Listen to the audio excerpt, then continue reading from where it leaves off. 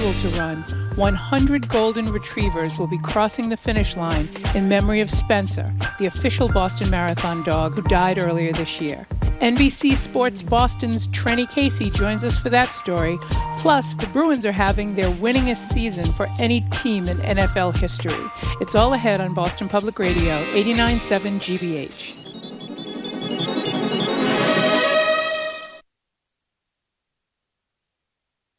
Live from NPR News in Washington, I'm Corva Coleman. The Democratic National Committee says it will hold its 2024 National Convention in Chicago. Chicago defeated other metro areas, including Atlanta and New York. The Republican National Committee will hold its convention next year in Milwaukee, Wisconsin. 4 days after Tennessee Democrat Justin Jones was expelled from the state house, the Nashville Metro Council has voted to reinstate him. From member station WPLN, Cynthia Abrams reports Jones and another black Democratic lawmaker were expelled after participating in a gun control protest on the state house floor. In addition to a unanimous vote reinstating Justin Jones, council members elected to suspend a month-long waiting period to fill the seat. Nashville Metro Council member Sandra Sepulveda thanked her constituents for speaking up. I know that a lot of the community members called and emailed us, and I think they did a great job because we didn't have a single objection to suspension of the rules today. Justin Jones will now serve in the State House on an interim basis, pending a special election. The Shelby County Board of Commissioners will consider reseating Justin Pearson, the other expelled lawmaker, on Wednesday. For NPR News, I'm Cynthia Abrams in Nashville. With Russia now holding 2 Americans on espionage charges, the family of one of them says it's time for the Biden administration to step up the pressure on Moscow. NPR's Michelle Kellerman caught up with the brother of former U.S. Marine Paul Whelan. Whelan has spent more than 4 years behind bars in Russia. This week, Secretary of State Antony Blinken repeated his calls for Whelan's release, even as he designated another American, reporter Evan Gershkovich, wrongfully detained. Whelan's brother David sees similarities. They are false charges of espionage. There are 2 American citizens who are wrongfully detained by the Kremlin. And so whatever resources the U.S. government has, they really need to apply them now and bring both of them home. David Whelan says after 12 days of no news, his brother was able to call his parents Monday and express some concern he could be left behind in another prisoner swap, as he was twice already. Michelle Kellerman, NPR News, the State Department. President Biden says he is trying to reach the family of Wall Street Journal reporter Evan Gershkovich, also jailed in Russia. Biden says he'll try again today to phone them, but he says the U.S. has told Russia the detentions of the Americans is objectionable. We're making it real clear that it's totally illegal what's happening, and we declared it so, changes the dynamic. Biden spoke as he left for his trip to Northern Ireland. His first stop will be in Belfast, where he'll help commemorate the Good Friday Peace Accords. These helped end violence in Northern Ireland. Biden will also visit the Republic of Ireland to give a speech and visit sites where his ancestors are from. On Wall Street, the Dow is up nearly 80 points. This is NPR. Good morning. With the latest from the GBH newsroom, I'm Henry Santoro. Structural engineers have determined that the steeple atop Faith Lutheran Church in Cambridge will have to be torn down. A 6-alarm fire heavily damaged the century-old building following Easter Sunday services. Pastor Robin Lutjuan was literally picking up the pieces outside his church yesterday. One of the people who was working in the building from the city salvaged the crucifix that hangs on the pulpit. He saw it on the floor. He even repaired the arm.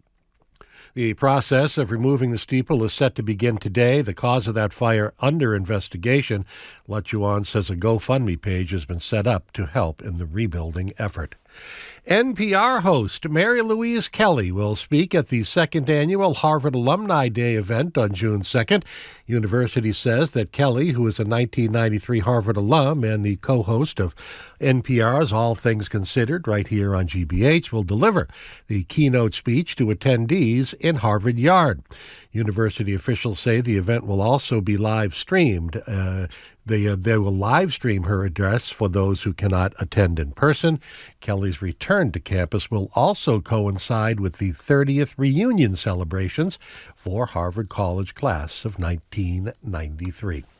In sports, the Red Sox try yet again to hand the Tampa Bay Rays their first loss of the season. First pitch is at 6:40 tonight. The Bruins play the Washington Nationals at the Garden. Sun, clouds, wind, and mid-70s today. We are at 66 degrees outside our studios here in Brighton. Support for NPR comes from NPR stations. Other contributors include the University at Buffalo, where researchers are developing new technology for people to take control of their health, like an earbud-based system that can detect common ear ailments. buffalo.edu/NPR. I'm Henry Santoro. This is GBH News.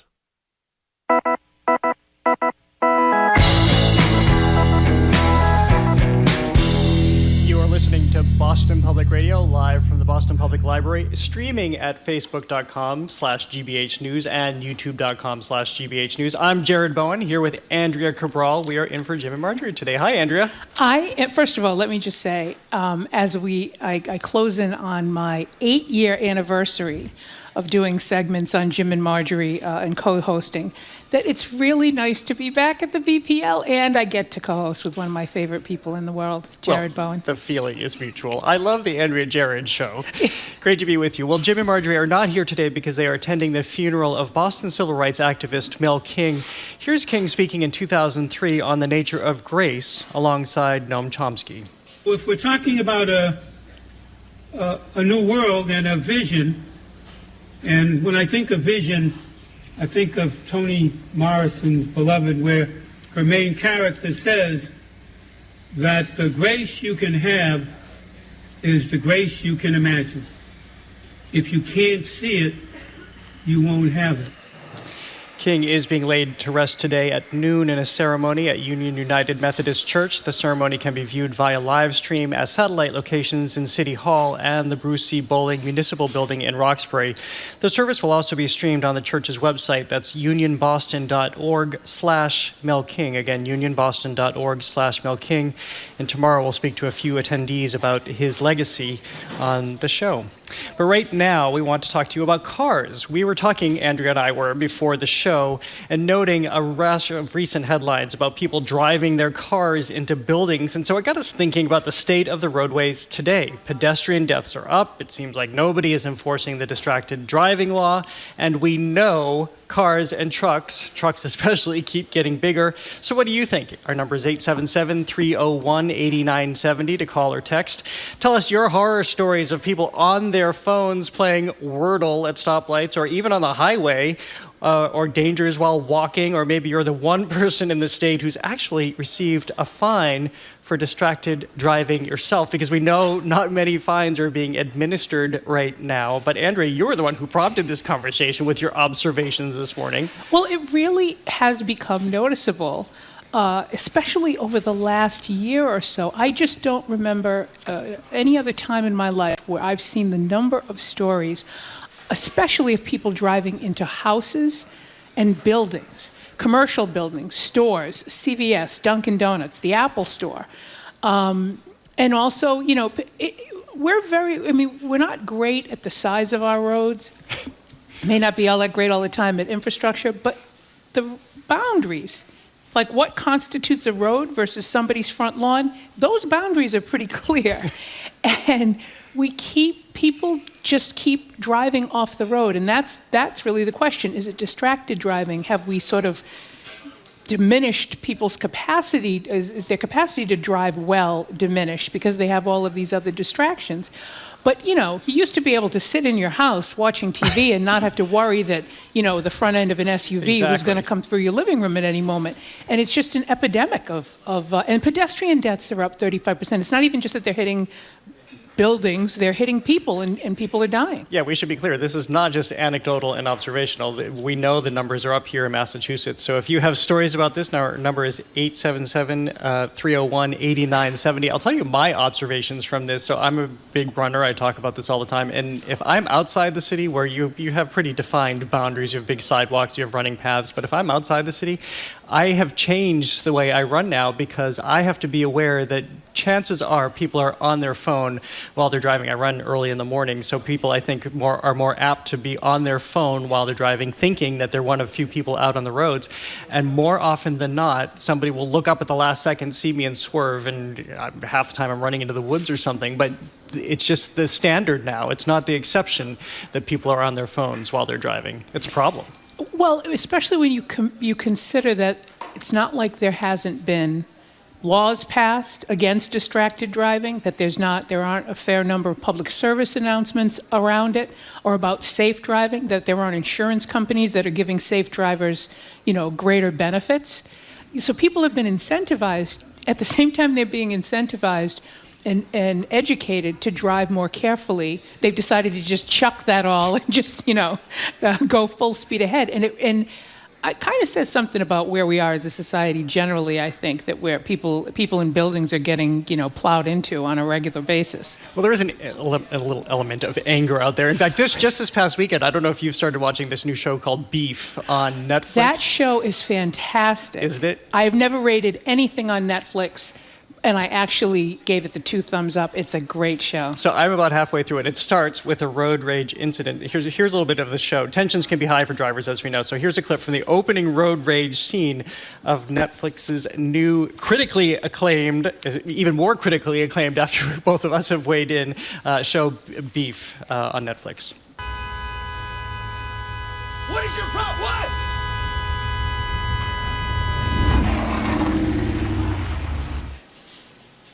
Right, well, I guess that's all we have, but that's typically how it plays out, right? Just squealing tires, lots of horns, and a gesture out the window. I was going to say, what's silent there is the raised many middle fingers in that episode. So shall we start with our callers and stories of road rage and driving problems? Let's see how Mary wants to weigh in. Mary? Hi, Mary from Cambridge. Hi, folks. Thanks for taking my call. I have been a Boston cyclist. I'm actually calling from the car. I'm pulled over right now. But I just want to say I laughed because I was part of the generation of Alton cyclists who didn't have those bike lanes, right? And I've been hit by a truck. I have road rash scars on my elbows because of driving in Boston. But my reaction as an auto driver post-pandemic going through Cambridge is laughable because I had a visceral, what the heck is happening here behind the wheel? But I know that when I'm on my bike, I'm generally safer because of these protected bike lanes, which seem to be so rare. So what is the safety boundary for people who don't have the 2-ton machines to protect us? It's a really good question. It really is. It's a very good question. And to be serious for a moment, a very dear friend of mine I lost about 1.5 years ago who was struck by a driver in a crosswalk in Concord. And again, exactly to your point, you would think you'd be protected because you're in a crosswalk. She wasn't. In that case, it was an elderly driver who struck her. So there are a whole host of issues there, too, about recognizing when it's time that people should no longer be driving. But we are in a situation where, you can't even necessarily feel safe walking down a sidewalk that's not protected as bike lanes are. Protected bike lanes meaning the cones that separate them from the roadway, or even parked cars that separate the bike lane from the main roadway. But people are so distracted or just not paying attention and speeding. That's the other thing. You can see cars flying by you now, and that they're going at least 40 or 50 miles an hour in a 25-mile-an-hour zone. Well, and it's also the fact that for some reason, I know lots of drivers, and I'm certainly not saying that I haven't been impatient myself, who see bike lanes as a nuisance, right? So there is a much less respect for people who bicycle and their ability to bicycle safely on the roads than there should be. And people have come to take speed limits as guidelines and not laws. The breakdown lane, you can see 500 signs that say, travel prohibited in the breakdown lane between these hours, and people are just zooming by you in the breakdown lane. And it's basically a combination of where I need to go is more important than, endangering somebody else's life. That's part of it for some people. But also, there isn't enough policing to enforce this. A lot of these laws are great in theory, but in terms of enforcement, there are not the resources to do it. So the chances that you're going to get caught are very slim. Do you know what else is just mere suggestions at this point on the roadways? red lights. Oh, yeah. I mean, how often do you see it's Stop if you're in the mood. yeah. It's a hardcore red, and Right. people are just blowing past Right. because they think they have a few seconds of grace. I can't tell you how many near accidents I've seen in the city, especially, again, as a runner. That's the other thing that I do, aside from trying to watch through the windshields to see who's on their phone or not and how much clearance I have to dodge into the woods and the trees, but to recognize that now I can't just cross the road as soon as the walk signal hits, because you know people are going to be trying to take those extra few seconds. Let's go to John in Boston. Hi, John. Hello. Hi, John. So I drive a truck, and one of the things that I find difficult is panhandlers that are at intersections, and they cause a problem. They're in the middle of traffic, and the police don't do anything about it. Getting back to what you said earlier about enforcement is lacking. I was involved in an accident. Some woman opened up her car door, and I took it off as I was driving by, and it happened right by a police station. I actually went into the police station and asked for, somebody to fill out a traffic report, and they said, "No, here's the form, and you take care of it." And I couldn't believe it. I've never seen anything like that before. It's probably just standard protocol at this point for them, I would imagine. Right. I mean, but that's what you expect. I mean, on the road, if you are going to be subject to laws, if you are going to follow them, when you do get the police involved, I mean, you do have to fill out your own, sort of police report, but you do want to be able to report it, to someone, especially if the accident happens right near a police station. That might not be a bad thing. And while I'm thinking of it, thank you, Mary from Cambridge, for your call. But yeah, I think we clog the roads with not just really big vehicles, but there are lots of other things going on in the road. And if you're trying to scrounge up some money for whatever reason, stopping people in traffic is basically a way to do it. But that's another thing that you really have to be careful of. And there are lots of mentally ill people out panhandling as well, who wander into the road. You have to be really vigilant. Especially in the city. We have a texter who's writing in, for my part, to prevent distracted driving, I keep my phone in my purse in the back seat and keep my radio tuned to GBH, no loud music, so I can hear what's going on around me. We have one other card who has written in, if you don't like the way I drive, stay off the sidewalk. Which is the truth in some communities, right? Absolutely. Let's go to Ed in Westport. Hi, Ed. And I've run down there. The same thing with those drivers on their phones in Westport. Right. I've seen it. You're going to dislike me then, because I'm the person you said to call if you've actually been fined for driving with phone in hand. Well, at least you're admitting it, Ed. I give you credit for stepping up. I still remember your license plate, Ed, and I'm sorry to have to make the call, but I did. I was about to put the phone down. I had been on the phone well off to the side of the road, and I drove out into traffic while I was still holding it and got caught.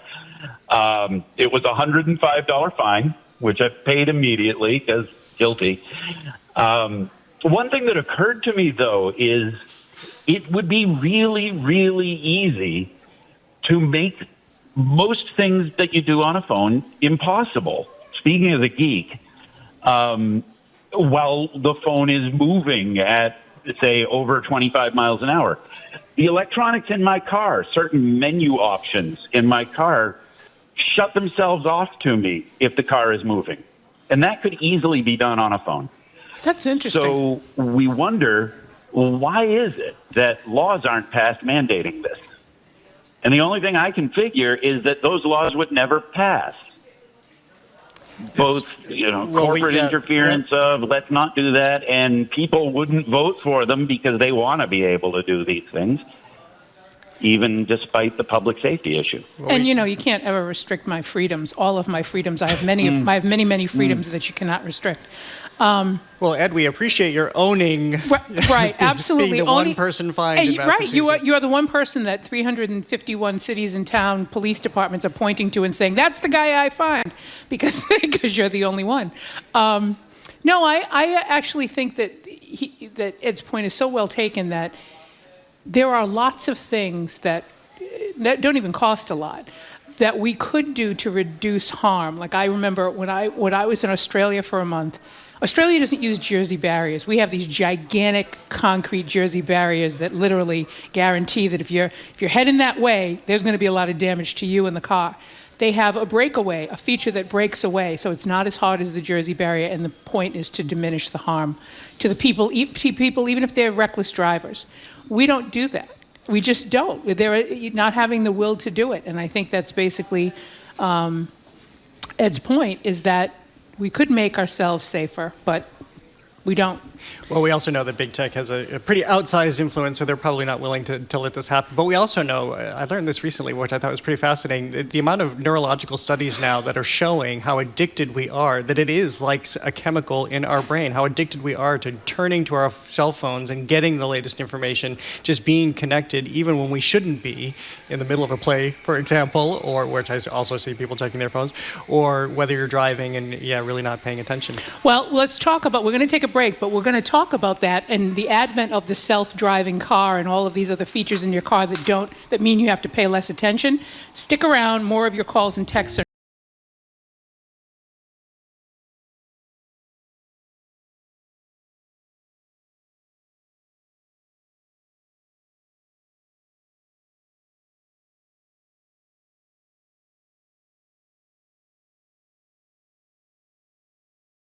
The peace deal signed in Northern Ireland 25 years ago changed people's lives. There was always that continuing underlying feeling of threat and violence, but that's gone. Still, the full promise of the Belfast Agreement remains unfulfilled. As President Biden visits Northern Ireland, we examine the peace deal that is still a work in progress. It's on the world. This afternoon at 3, here on GBH News 89.7. Support for GBH comes from you and Bridgewater State University, offering a wide variety of graduate classes at night and online to help accommodate working professionals. Learn more at bridgew.edu/gradclass. And Hebrew Senior Life, a Harvard Medical School affiliate empowering seniors to reach their full potential through senior living, healthcare, aging research, and more. You can consider Hebrew Senior Life at allweareforyou.org.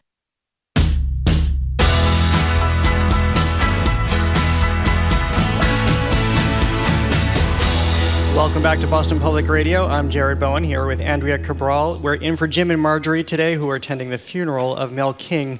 We're live from the Boston Public Library, streaming at facebook.com/GBH News and youtube.com/GBH News. By the way, the show will be spending a lot of time here at the library this week. Jim and Marjorie are back, of course, and here on Thursday for an edition of Ask the Mayor, and then again on Friday, as they always are, for an edition of Ask the Governor with Maura Healey.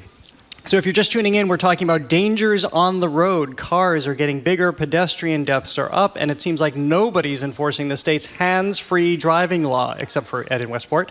So what's up with the roads? Give us a call or text us at 877-301-8970. Again, that's 877-301-8970. As we mentioned, the deaths in Massachusetts, pedestrian deaths, are up 35%. That's just for last year, increasing 75 to 101 fatalities between 2021 and 2022. And that is a lot of people, aside from, as you mentioned, Andrea, people driving into all manner of buildings. In fact, Jean from Rhode Island just texted in, and she says, finally, someone is shining a light on this. I thought it was just me. In my small Rhode Island town, there have been several incidents of people driving into buildings, the Walgreens, a downtown store. I have never seen this before, and I started noticing it during the pandemic, wondering if they could be related. Well, I think all of this is going to be related, like all of the long COVID stuff, whatever depression and other things people experienced from all of the lockdown, along with just the way we drive and the speed with which we do everything, and the fact that we prioritize ourselves when we're on the roads to the exclusion of other things. Which it shouldn't it be kind of counter that we all had this break during the pandemic? We all kind of slowed down. We all learned to appreciate life a little bit more, and yet we find the opposite. We find anger. We find, as you say, people speeding everywhere. Those lessons got lost fast. Yes, we're almost feral at this point. But I was a little bit unfair. We were joking with Ed from Westport because we said he was the only person that was ever fined, and that's actually not true in Massachusetts. So, there's sort of a range of responses from the cities and towns on distracted driving. So the WCVB actually has a kind of an interesting story. We can see some of these statistics.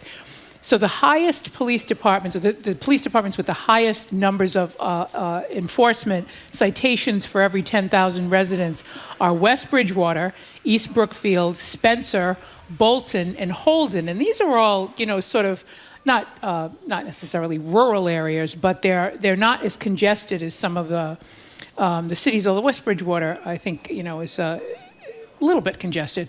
The communities that count the lowest number of stops are Clinton, Malden, Canton, Franklin, and Marshfield. So it's not like there's not like a completely, the lowest enforcement is in highly urbanized areas, versus the highest enforcement. But one of the things that was great about this story is that they did talk to the West Bridgewater police. They literally have officers stationed sort of on top of buildings so they can look down and into cars and they can actually see who's distracted, and they call it in. When they get the license plate number, they call it in to officers who are on the ground, and that's how people get stopped. But and credit West Bridgewater for taking the initiative to be a good enforcer of this. That's a lot of resources, and if you're a smaller city and town, that's going to be a problem. I was going to ask you about that because Stephen in Methuen agrees with you. He texted in to Andrea's point, there is no fear of enforcement of road laws. If people are being cited as often as we witness the violations, maybe the next driver will think twice. But is that, so I'm asking you as a former Secretary of Public Safety, is it simply a resource issue that towns just can't have people out on the streets looking for distracted drivers? I think that's true. I mean, people don't understand that, there are lots of communities or cities or small towns in Massachusetts that use the state police as their first responders because they're like sort of too small even to have a police department that can address all of these things.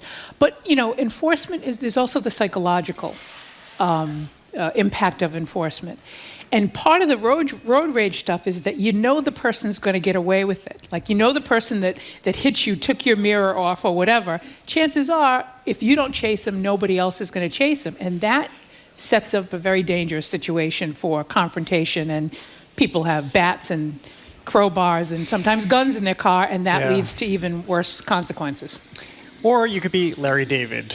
So here in another case of art imitating life. We should all be Larry David. Yeah, right. Here's Larry David in a road rage clip from season 7 of Curb Your Enthusiasm.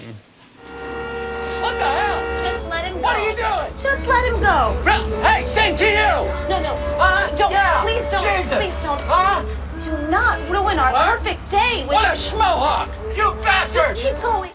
How many times we're laughing, but it's not even funny necessarily. How many times have you seen that play out? Absolutely. And the one thing that seems to trigger more than anything else is that gesture outside. It's sort of like whatever it is that I did or you think I did, I'm doing it with impunity. And more car chases probably jump off from the point of that gesture forward because you feel powerless. This person is basically sort of flipping you off and you feel powerless. Yeah. As I said, we should all be Larry David. He probably followed that car. I don't remember that episode, but he probably followed the car. Let's go to back to our callers and Phil from Peabody. Hi, Phil. Hi, Phil. Hi. Can you hear me okay? We can. Yep. Yeah. I have an issue of concern about something very dangerous on the road, and it has to do with the town of Concord. I drive through Concord a lot, and as you know, it's a very old town. The roads are very narrow, single-lane roads. And there, for some reason, I don't know, there are tons of cyclists going through Concord on weekends. I mean, you might see 2, you might see 10, but the thing is, they passed the law not to, it's dangerous enough if they ride single file. But they passed the law in Concord allowing cyclists to go drive side by side.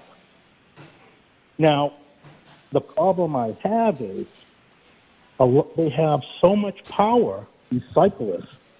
They're lobbyists or whatever, politicians, lawyers, but it's just so dangerous. And the thing is, I hate to be biased, but when you get a group of cyclists and you're driving by them and they're sort of sticking out more than they should or whatever, but you want to let them know you're coming or whatever, you toot your horn and then forget it. It's road rage city. And then heaven forbid you stop at a red light and they come up to you. Oh my gosh. They go ballistic. So I went to the police station recently and I didn't know the law got passed. And I asked him about it. He said, yes, it did get passed. And I said, you're kidding me. And he said, well, they're very well connected and this and that. And that's how the law got passed. And the thing is, the officer looked at me and he just shook his head in disgust. Well, thanks for the call, Phil. Yeah, we're having to have this moment where we all share the roads. Well, and part of it also is that people joke about it, been joking about it for decades and decades, that lots of roads in old New England are sort of glorified cow paths that have never sort of. It's true, yeah. It's part of our quaintness. It's part of what attracts people to this part of the country. But I always thought if it's a bike lane, I'm surprised to hear that law was passed, but usually it's single file in the bike lane. There are certainly times where you see there's not a dedicated bike lane. There's just the image, the spray painted image of a bike, and it says bikes essentially can use the full lane.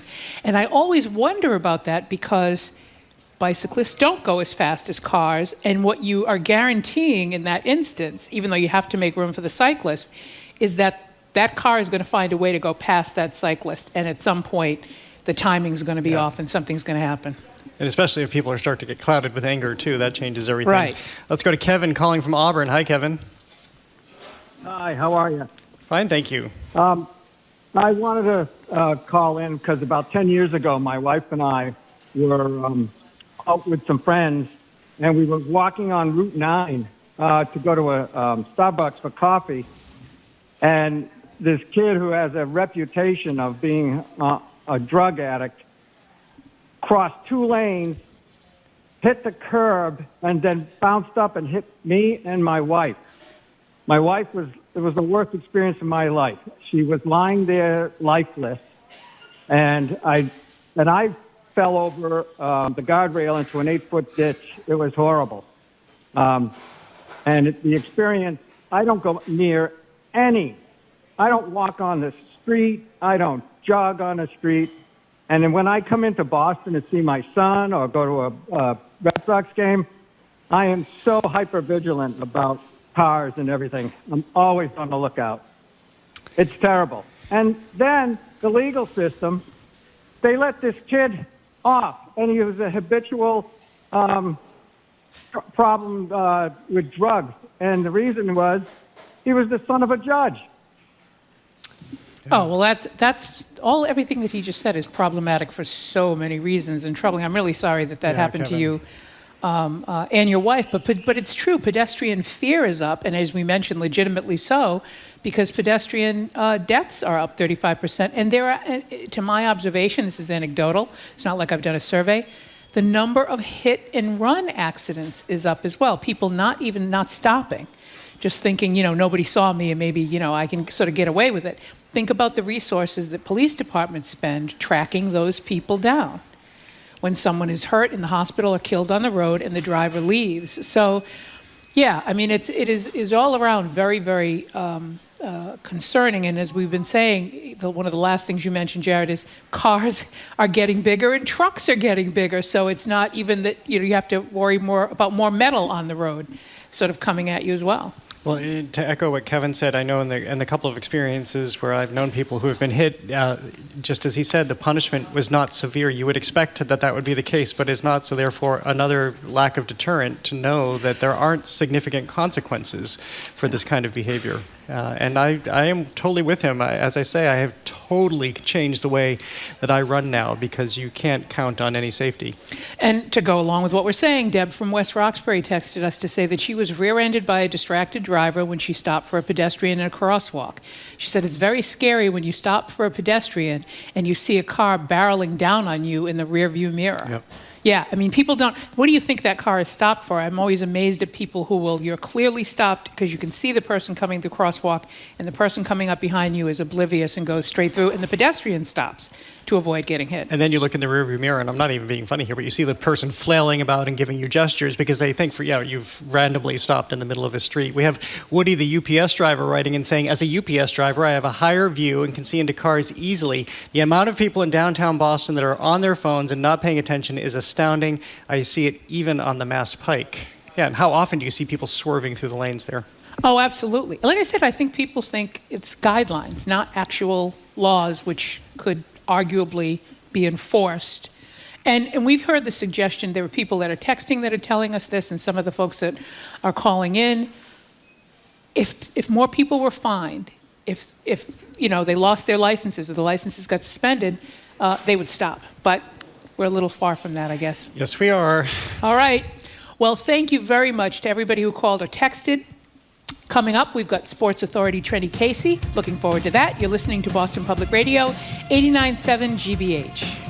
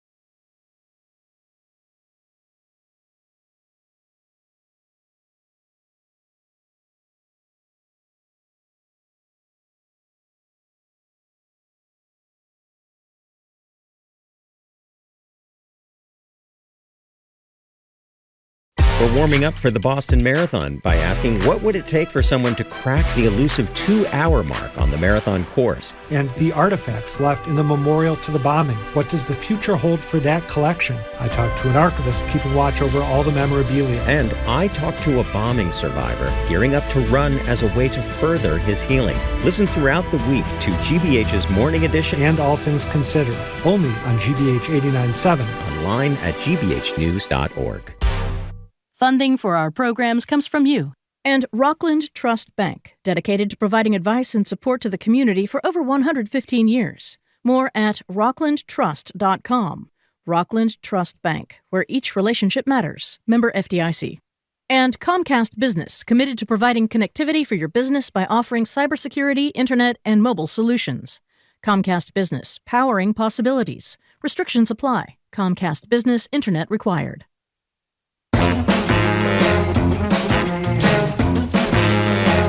Welcome back to Boston Public Radio. I'm Jared Bowen here with Andrea Cabral. We're in for Jim and Marjorie today, and we're also live from the Boston Public Library, along with the spicy Jared sandwich, I might add.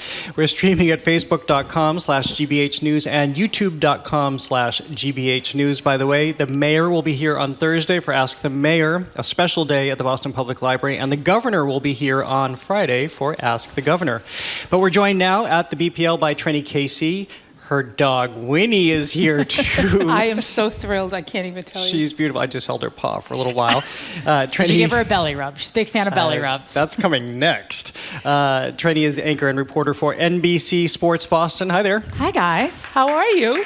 Great. It's warm outside. The marathon is taking shape. I think it's the best week in Boston. I love Marathon Week. When the weather cooperates, you really can see why people love to be here and why people come here and the tourism. And then you can wait till it's over and go back to being the miserable Massachusetts Bostonian or wherever you're from. Who hate the traffic being rerouted and the things going up. Absolutely. But also all the trees. Just in the last couple of days, I know. all the trees have popped. The blossoms are out. The flowering trees. It's beautiful. I'm well aware. I wake up every night coughing, despite taking an Allegra every day.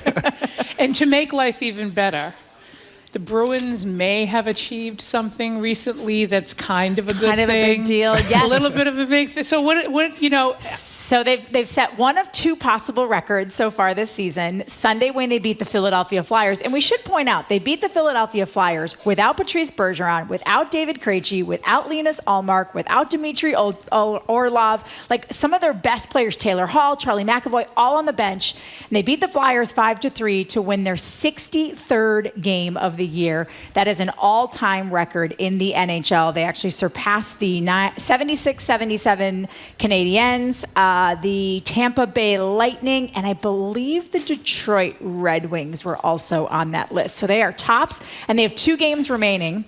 They have a game tonight at Washington, and then at home against Washington, excuse me, and then Thursday at Montreal. And so the second achievement they are trying to get to this year is the single season points record. So in hockey, you don't just get wins and losses, you get points. You get 2 points for a win, 1 for a tie, nothing for a loss, but you do get 1 point for a loss in overtime, which is why some people look at these single season points record and say, well, that didn't exist when Montreal in 76-77, when they scored 132 points in a season.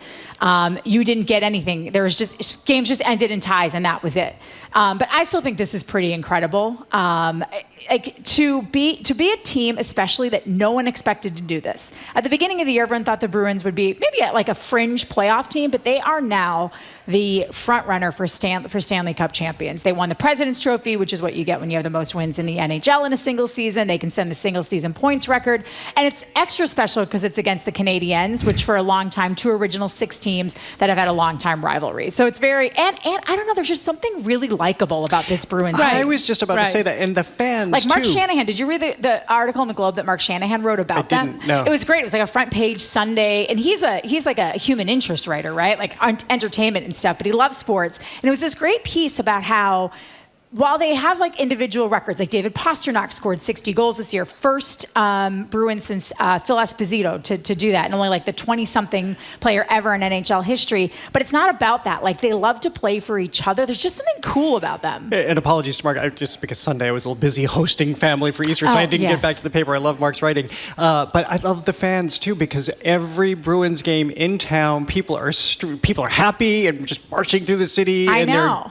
Have you ever seen as many people wearing sports jerseys as for the Bruins? They all wear them. It's fabulous. If you look around, it's either Celtics green or Bruins black and gold right now, and it's awesome. Not a whole lot of Red Sox red. No. It's still Patriots, even though they're a little frustrating these days. Now, are the Red Wings just that bad, or is it just that the Bruins have a great first bench, a Tier A bench, and a great Tier B bench? They're just a better team overall. So I think what makes the Bruins so good is that they have a lot more depth this year. In the past, they had a lot of good first line scoring. And so your top 3 guys were able to score, but then as you got to the second, third, fourth line, there just wasn't as much production. And so when those top guys weren't out on the ice, top to third, and they also had kind of like piecemeal defensive pairings. This year, it all just seems they made all the right moves at the trade deadline. And we should also note, Jim Montgomery is a first-year head coach with the Bruins. They fired, oh my gosh, why can't I can picture his face in my head, and now I can't. Bruce Cassidy. They fired him after last year, and there was a lot of turmoil. People didn't know Patrice Bergeron was not necessarily going to come back this year. He's close to retirement. David Krejci is well into his 30s, and then they all went to Tuukka Rask's wedding, who has since retired, in Italy, and like it all started percolating. Like, we can do this. We can run it back one more time and try to win a cup. And this is a group of guys, in particular, Patrice Bergeron, Brad Marchand, and David Krejci. And I suppose you could maybe even the Charlie McAvoy's pretty young. But those 3 in particular, they won a cup together in 2011, and they haven't done it since. And everyone thought when they won in 2011, like that was the start of a team that would be winning all the time. And they had an opportunity in 2013 and fell short. They had an opportunity, I believe, in 2018 or 19, I can't remember now. And again, fell short. They made it to the Stanley Cup Finals but didn't win. So they have a lot of motivation because most of those guys are at the end of their careers. So it's pretty awesome. We're speaking with Trenny Casey, and Winnie is doing quite well. She's such a well-behaved dog. Well, we paid a lot for that. All Goldens are just wonderful They dogs. are. I know. Period. And I'm a big fan. Like when my husband said, well, when we first really started seriously dating, he's like, we're going to get a dog. And I said, we're going to rescue a dog. And he was like, but I want a golden retriever. And I was like, how can you say no to a face that looks like a teddy bear? So let's move to the marathon now. Oh, and this is interesting, although I think good for anybody who's run the marathon. So we have the world record marathoner who will be running on Monday, but he can't break his own record. I know. So this is the weird thing about the Boston Marathon. It does not qualify for world records because of the elevation loss in the second half. So anyone who's ever run the marathon knows that the first half of it, like through, you come kind of down into Boston from Hopkinton. And so you lose, I think, about 700 or 800 feet of elevation. And then you hit, and this is why it doesn't make sense to me that it can't be a world championship course. Having run it before, it's one of the hardest marathon courses I've ever run because you absolutely trash your quads on the downhills for the first 13 as you come through Wellesley. And then you make that turn through Wellesley and you've got to go on these undulating hills, a heartbreak hill at mile 20. And then even as you get into Brookline, like just the tiny little inclines feel like mountains. So to me, it's actually a really difficult tactical course, but because of the elevation loss and because it's a point to point and it doesn't like circle like there's all these weird rules. I know that it makes no sense. And if you're going to be true to the original marathons, which were in Greece, those were punishing. They were going over hill and dale in Greece. Those were punishing courses. But this whole idea that the problem, that's why so many marathons, I guess, are on a loop and they're flatter.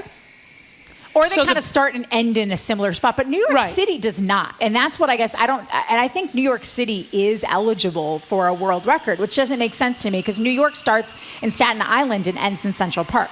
But why is it that the rule is that the point, if you do it as an imaginary straight line, the point of start to the point of finish can't be more than half the total distance of the marathon?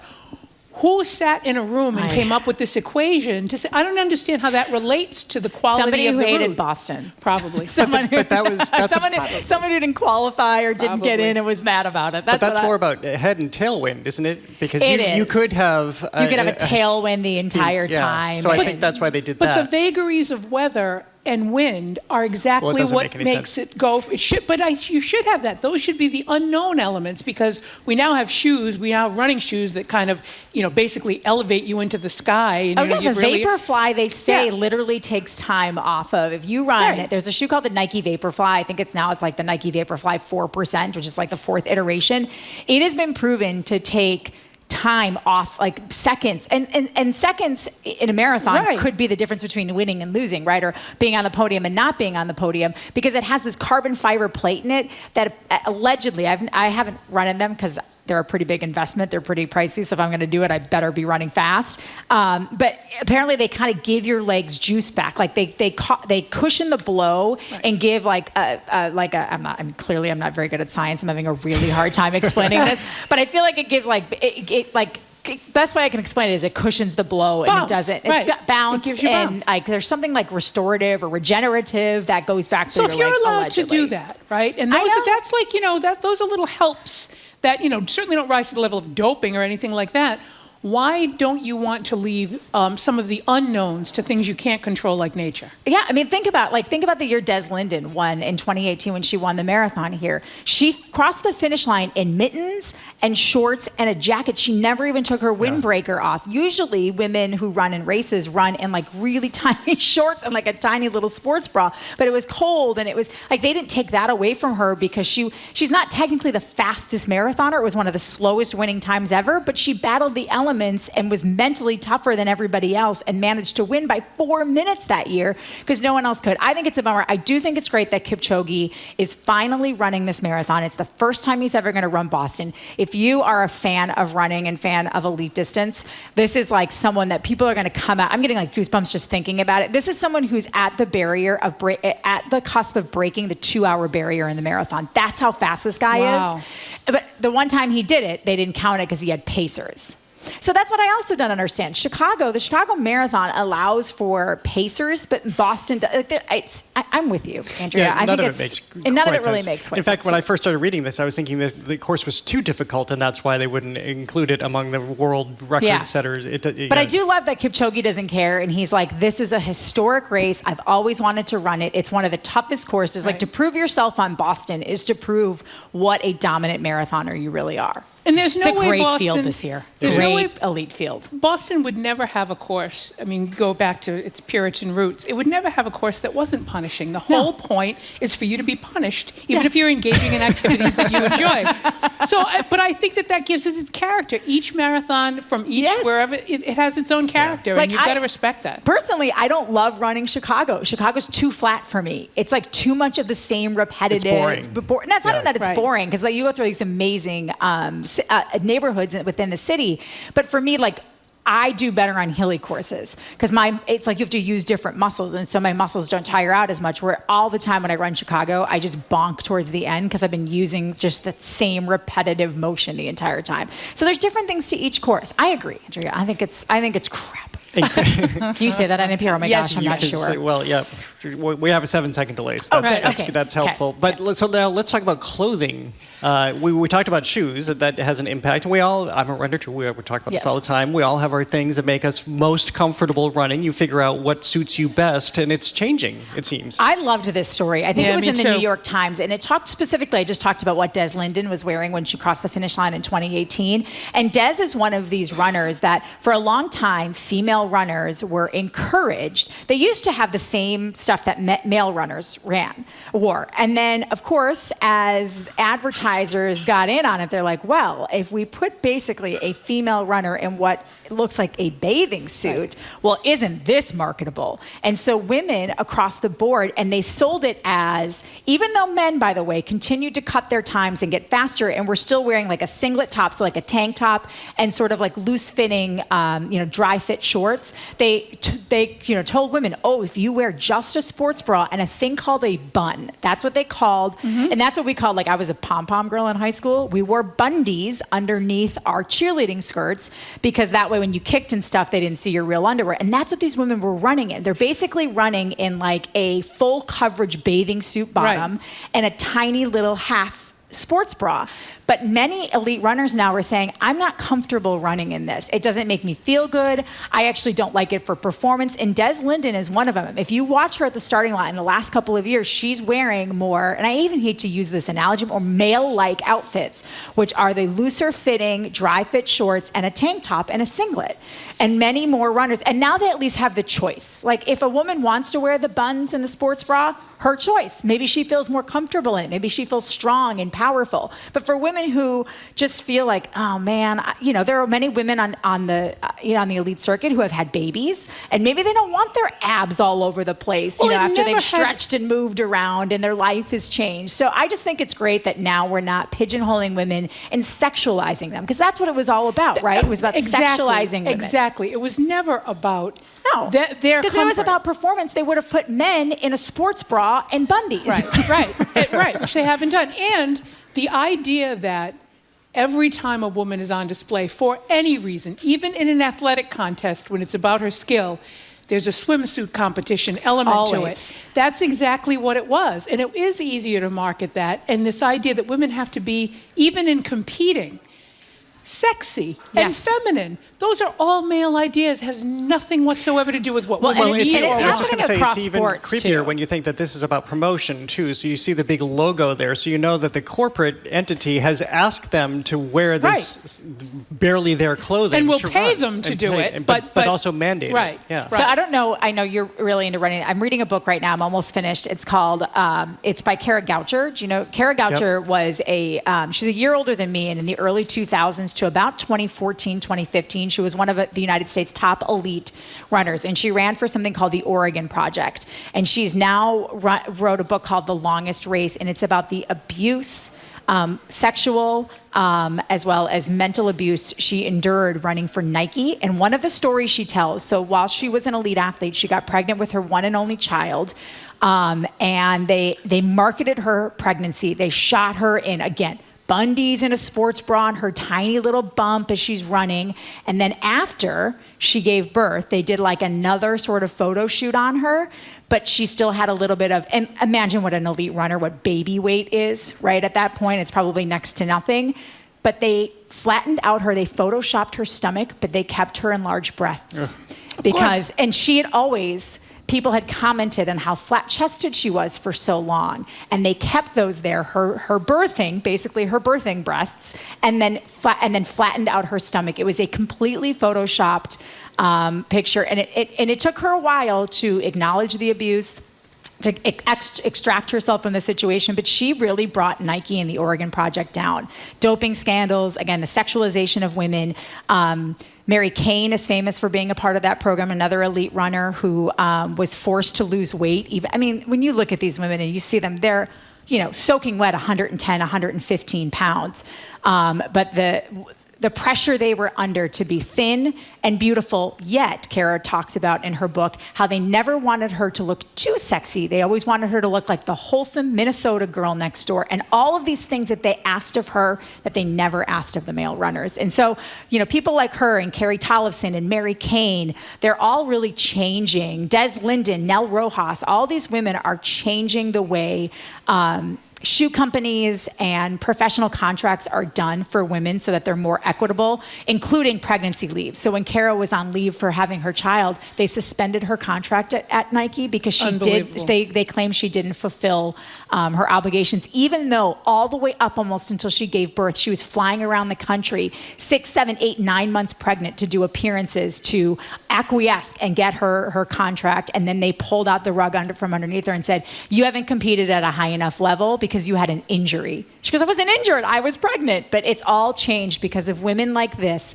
in their late 30s through mid 40s who have stood up to all of the big athletic companies and said, this is not right. We are not going to be treated this way anymore. Well, speaking of women like that, by the way, Des did talk to Jim and Marjorie about her new book, and that's going to air on Choosing to Run or Choose to Run. I think so. We'll double check, but that's going to air on Monday. Her conversation with Jim and Marjorie. She is salt of the earth. She's We have a super clip. cool. Don't we have a clip? I think we have a clip of her talking about how it felt to win the 2018 Boston Marathon. So in case people want to put a voice to the names we've all been mentioning, this is Des Linden. I have such a history with Boston. That was like the culmination of years and years of hard work, which everyone would say that. But I was second in 2011 by 2 seconds. Right. It was super rewarding to kind of go full circle with that race and break the tape. Good for her. She's awesome. She's really interesting. She's into whiskey. She's into coffee and stuff. And she's. I don't know that she'll win this year, but she's racing really well. She had a really good performance at the New York City Half Marathon. So if you're out and about on Monday, it's going to be a little rainy. It's going to be a better spectator day than it is a running day. But get out and see I always tell people, stay till the end, man. The best. It's cool to see the elites because they run. They're like blink of an eye fast. But the people at the end, the people who aren't elite, who have to suffer through 4.5, 5.5, 6 hours to cross the finish line, the determination and training it takes as just a regular person to do it, it really is inspiring to watch all those people get out there. And they need you there too. Yes. By the way, the book is called Choosing to Run. That's the Des Linden book that you can hear the interview about on Monday. We're almost out of time, but you're going to be speaking. I know. Oh, before we get to that, though, yeah. we do have to mention, because the pupper is here, the Goldens that are going to be at the finish line, you got like 25 seconds. Okay, so they're doing this thing on Sunday for Spencer and Penny, who are like the golden retrievers of the Boston Marathon. We're always on the course. I think over 200 Goldens. Yeah. Now it's up to are going to meet at Park Station and walk to the finish line in honor of Spencer and Penny, including that little one over there who's chewing a bone quietly. And yes, Thursday I will be zooming in for the Belmont Women's Club. I've been talking to Wendy and Janice all week. We're just going to talk about sports and being a woman in sports, but also these women are really interested in the Celtics and the Bruins and the Red Sox and the Patriots. So we're just going to be chatting sports. So if you are familiar with the Belmont Women's Club and want to tune in, please join us. It'll be about as soon as I'm off the air, it's about 7:15 on Thursday. Thank you, Trenny. It's always great to see you. Thanks, guys. We've been speaking with Trenny Casey, anchor and reporter for NBC Sports Boston. Coming up, we'll go behind the climate headlines with Nova senior producer Caitlin Sachs to discuss their new film, Weathering the Future. All about communities on the front lines combating climate change with real solutions. You're listening to Boston Public Radio, 89.7 GBH.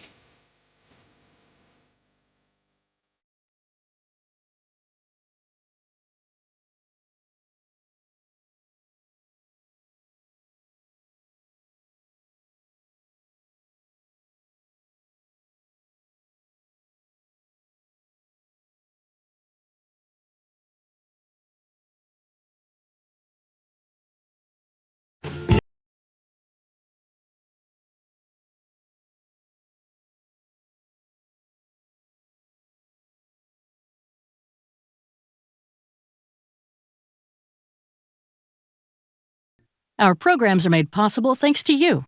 And Mass General Cancer Center, dedicated to providing the latest therapies and cancer specialists who are experienced in your cancer. When you hear the word cancer, their team is ready. Learn more at massgeneral.org/cancer. Kit Harington, who has been cast as a soldier, a spy, and a warrior, discovers that his grandparents played similar roles in their real lives during World War II. Don't miss the newest episode of My Grandparents' War, tonight at 9 on GBH2. I'm politics editor Peter Kadzis, and you and I are listening to 89.7 WGBH HD1 Boston, online at gbhnews.org. GBH News with NPR, what matters to you. I'm Jared Bowen in for Jim Browdy. Ahead on Boston Public Radio, we're live at the Boston Public Library with Nova producer Caitlin Sachs.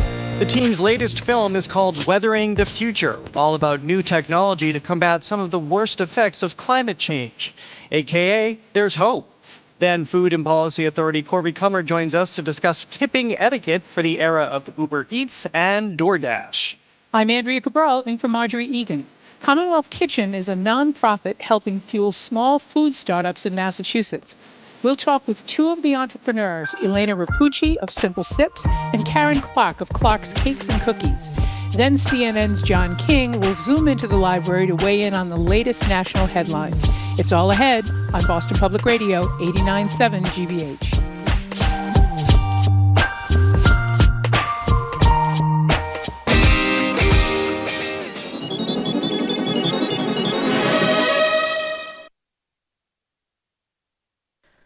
Live from NPR News in Washington, I'm Lakshmi Singh.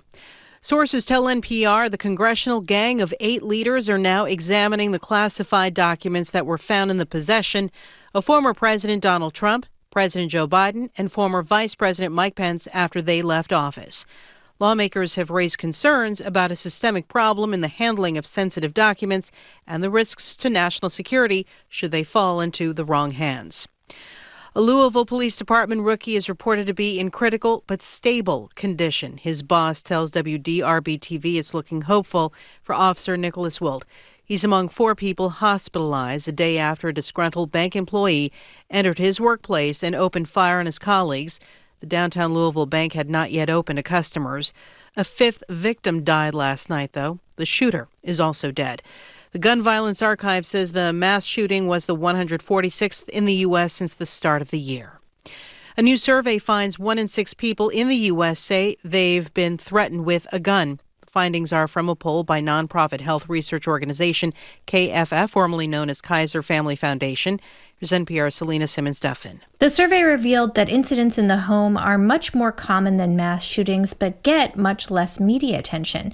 Those can include domestic violence or accidents or suicides. Ashley Kurzinger, who worked on the poll at KFF, says the fear of gun violence outside of the home is also affecting where people feel safe going. It's impacting all of our decisions to take public transit, to go out at night, to go to festivals. 1 in 5 parents have either thought about changing where their kid goes to school or have. Overall, the poll found more than 8 in 10 adults have taken at least one precaution to protect themselves or a loved one from the possibility of gun violence. Selena Simmons-Duffin, NPR News. President Biden is on his way to Belfast, Northern Ireland, to commemorate the 25th anniversary of the Good Friday Agreement. NPR's Tamara Keith reports Biden also plans to visit the neighboring Republic of Ireland to connect with family roots and Irish leaders. The U.S. played a pivotal role in negotiating the Good Friday Agreement, which brought an end to decades of sectarian conflict and violence in Northern Ireland. But as much as this trip is about celebrating diplomacy, it's also about President Biden celebrating his own Irish heritage. I call that the Irish of it. We're never on top, always stepped on, but we are optimistic. On Friday, Biden will deliver a speech outside of St. Murdoch's Cathedral in County Mayo. According to the White House, Biden's great-great-great-grandfather, Edward Blewett, sold bricks that helped build the cathedral and used the money to bring his family to America. Tamara Keith, NPR News. From Washington, this is NPR. Good afternoon from the GBH Radio Newsroom in Boston. I'm Henry Santoro. The Association to Preserve Cape Cod is making a detailed legal argument to the Healy administration about the Pilgrim Nuclear Power Station. The group wants the state to prevent discharge of radioactive water from the plant into Cape Cod Bay. GBH's Jeanette Barnes reports. Lawyers for the Association to Preserve Cape Cod met with the Healy administration and Attorney General's office last week after Pilgrim owner Holtec applied for a discharge permit. Executive Director Andrew Gottlieb says the group laid out a case in writing that it hopes the state will use to deny the permit. They have not made any assurances one way or the other, but we think, frankly, that the arguments made in the letter based on the law are pretty clear and irrefutable. The letter asserts that the Ocean Sanctuaries Act makes discharge of water from Pilgrim illegal by barring nearly all new releases of industrial waste into Cape Cod Bay. Holtec spokesman Patrick O'Brien says the company looks forward to the permitting process. He declined to comment on any possible litigation. Jeanette Barnes, GBH News, 89.7. Massachusetts Governor Maura Healey offering remarks at the funeral service of the late Boston civil rights leader Mel King today. As a tribute to Mr. King, the family has invited guests to wear bow ties, as he often did throughout his long and fruitful life, and there are a lot of bow ties on Columbus Ave today. The service, which is happening at the United Methodist Church at 485 Columbus Ave in Boston, also being live streamed at the church's website. It started about a half hour ago. 60 degrees in Boston. I'm Henry Santoro. This is GBH News. Support for NPR comes from NPR stations. Other contributors include Progressive Insurance. Progressive is looking for individuals in a variety of career fields who want to help build a culture of inclusiveness. More information, including application, at progressive.com/careers. Now let's head back to the library for Boston Public Radio.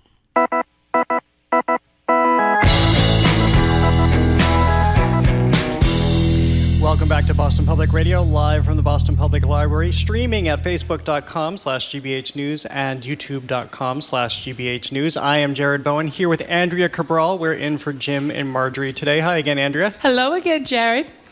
They are attending the funeral of Boston civil rights activist Mel King. Jim and Marjorie are, that is, of course.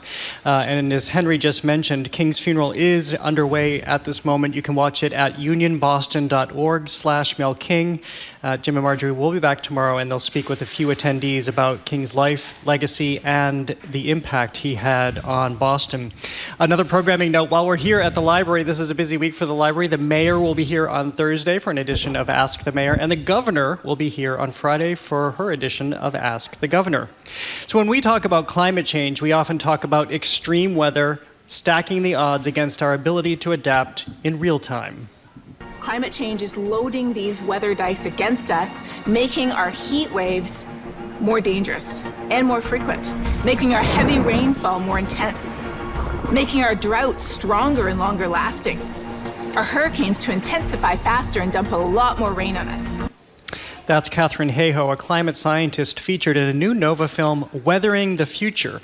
We're joined now by NOVA senior producer Caitlin Sachs to discuss the film. It premieres on PBS tomorrow night, April 12th at 9 o'clock Eastern Time on GBH2 and is available streaming online at pbs.org/NOVA and on the PBS video app. Caitlin, thanks for being with us. And before Andrea launches in, I can just say, I think we both were so happy yesterday. It sounds incongruous that we would say this because I think we were both ready to watch this and more doom and gloom and more understanding of how the world is so dark before us. However, you bring these fabulous solutions, and so everybody should see this because it gives us great hope. Yeah. Everyone, and I do mean everyone, should watch NOVA's Weathering the Future. This should be shown in classrooms. It should be shown at community centers. It should be shown virtually to everyone for, the reasons that Jared said, which is not only is it beautifully done and highly educational and incredibly accessible in the way that it delivers the information, it makes you understand that you can actually have an impact. So before we get into the film itself, tell us about NOVA's initiative around climate, because this is part of a larger initiative. Yes. Well, first of all, thank you so much for having me. I'm so flattered to be here. So this is actually part of a larger initiative being led by NOVA and funded by the Corporation for Public Broadcasting called our Climate Across America initiative. And it includes this 1-hour film being broadcast tomorrow night, as you said, and also another film in a couple of weeks, Chasing Carbon Zero, which will air on the 26th. And this initiative is really about looking at solutions. I mean, we have data showing that most Americans believe that climate change is a problem that we have to deal with, but they don't know how. What can I do? What is the pathway to actually address this, what can feel like a really overwhelming problem? And if it feels overwhelming, then it's hard to approach it. It's hard to start. And so that's what this initiative is about. It's about showing Americans how that they can start to engage, and how some Americans already are. And as part of it, in addition to the films, we're working with local stations across the country because climate change is a global problem. The impacts are felt locally, and they're different in different places. And so local storytelling is really, really important. And NOVA, a national film, we can tell, nationally relevant stories, but really every location everywhere needs to be talking about this. And so this is our effort to help start to empower those smaller stations, smaller locales, to be able to tell their own climate solution stories. Well, let's start talking about some of those solutions that really give us hope. So we see these epic droughts, we see the extreme heat and what that means for farmland in this country. And you point out in the film that in Iowa, farmers are losing 5 tons of soil per acre per year. But there's a very practical solution to this. What is it? Yeah, so we tackle about 5 different impacts meant to be representative of the big impacts across the nation. And one of those is more intense rainstorms. So farms are being washed away by more extreme rainfall. More moisture is evaporated into the atmosphere, and then it comes down faster, harder, especially in the heartland. And a number of farmers have taken up a new practice called no-till farming, which is, if you may have heard of tilling, that's basically plowing the field to turn over the dirt and all of the old plants to kind of make it nice to plant in the next year. Revolutionized in the 1800s. Yes, and it served a purpose for a while. But what that does is it makes the soil very weak, closer to it sort of destroys the internal structure that it has. Right. And if you can maintain that structure acts like a sponge. So it absorbs water like a sponge. So when there's that extreme rainfall, it absorbs it and holds it for when there's a drought, and because we're going to see those as well. And this is a practice that, it's not an easy switch to make. It's not like every farmer can easily make it. There are some costs attached to it. It requires some new, high-tech precision equipment. But once the switch is made, it makes for a more resilient a farm. So basically, you're planting around vegetation that you've left in the ground to hold everything together. Exactly. You leave the stuff on the ground, and the next year you use a precision planter to plant right into it, right through it. Well, when you stop to consider the subsidies that we pay farmers not to grow things, there is absolutely no reason why there can't be similar assistance to give them the state-of-the-art equipment that they need. And in the case that you highlight, first of all, the farmer is a woman, is a female. Mm-hmm. It is a 5th-generation farm, and she is now tasked with, her father's still alive, but she is now tasked with trying to come up with a way to keep that farm going in the face of climate change. And there are, several states where farmers in those states have started to turn toward this non-tilling solution. But there's no reason why the federal government can't incentivize that the way they incentivize farmers to do or not do a variety of other things. Yeah, it's a growing approach. She certainly didn't pioneer a novel method, mm-hmm. And in fact, it's an ancient method. We didn't start tilling until tilling widely until the steel plow allowed for it. NOVA isn't trying to make any sort of commentary on what policies should or shouldn't be enacted, but we are informing the viewers of some interesting technological solutions or possibilities, and hoping that helps inform the population, the citizenry, to to draw their own conclusions and such. And I'm sure the policies are different state to state, and I'm not sure what the federal government's policy is. Yeah, and I'm happy to make all the political commentary you might ever need or want on any one of a variety of subjects. But, I mean, I do think sometimes the federal government plays catch up on some of this stuff. And so their ability to be able to see these innovations and think, how can we, because that's what government's supposed to do, how can we help, people who are willing on the ground to do this? Achieve it. And so one of the parts of this film that I most enjoyed was the emphasis on certain parts of the country where indigenous tribes have lived for years and years and years. And after, decades, if not centuries of resistance to what they used to do to protect the land, control burns in forests and things like that, even the federal government is now turning to them. So can you talk a little bit about the two places where that was sort of apparent, and these solutions are now gaining ground in a much larger way? Yeah, we featured two indigenous communities in the film for actually two very different impacts. One is based on the West Coast, the Karuk tribe, whose practice of controlled burning, which they had practiced for however long, forever. Probably centuries, right? Was outlawed when white settlers got to the West Coast and wanted to use the land for timber plantations, and fire became a liability. They didn't want those plantations to burn. They didn't want them to spread to towns.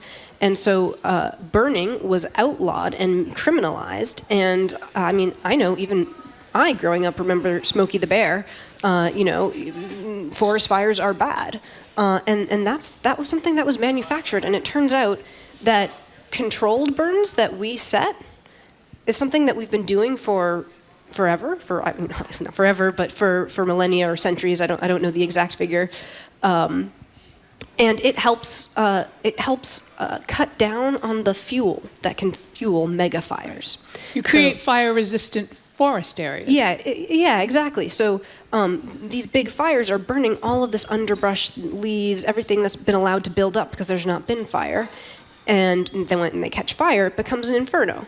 Whereas if you do controlled burns, when you set it, when the conditions are right, and we show in the sequence how they are very careful to make sure they're setting their fire, when the winds are right, the humidity's right, everything's just right, such that they don't think flames will jump out, and they're right there in case they do.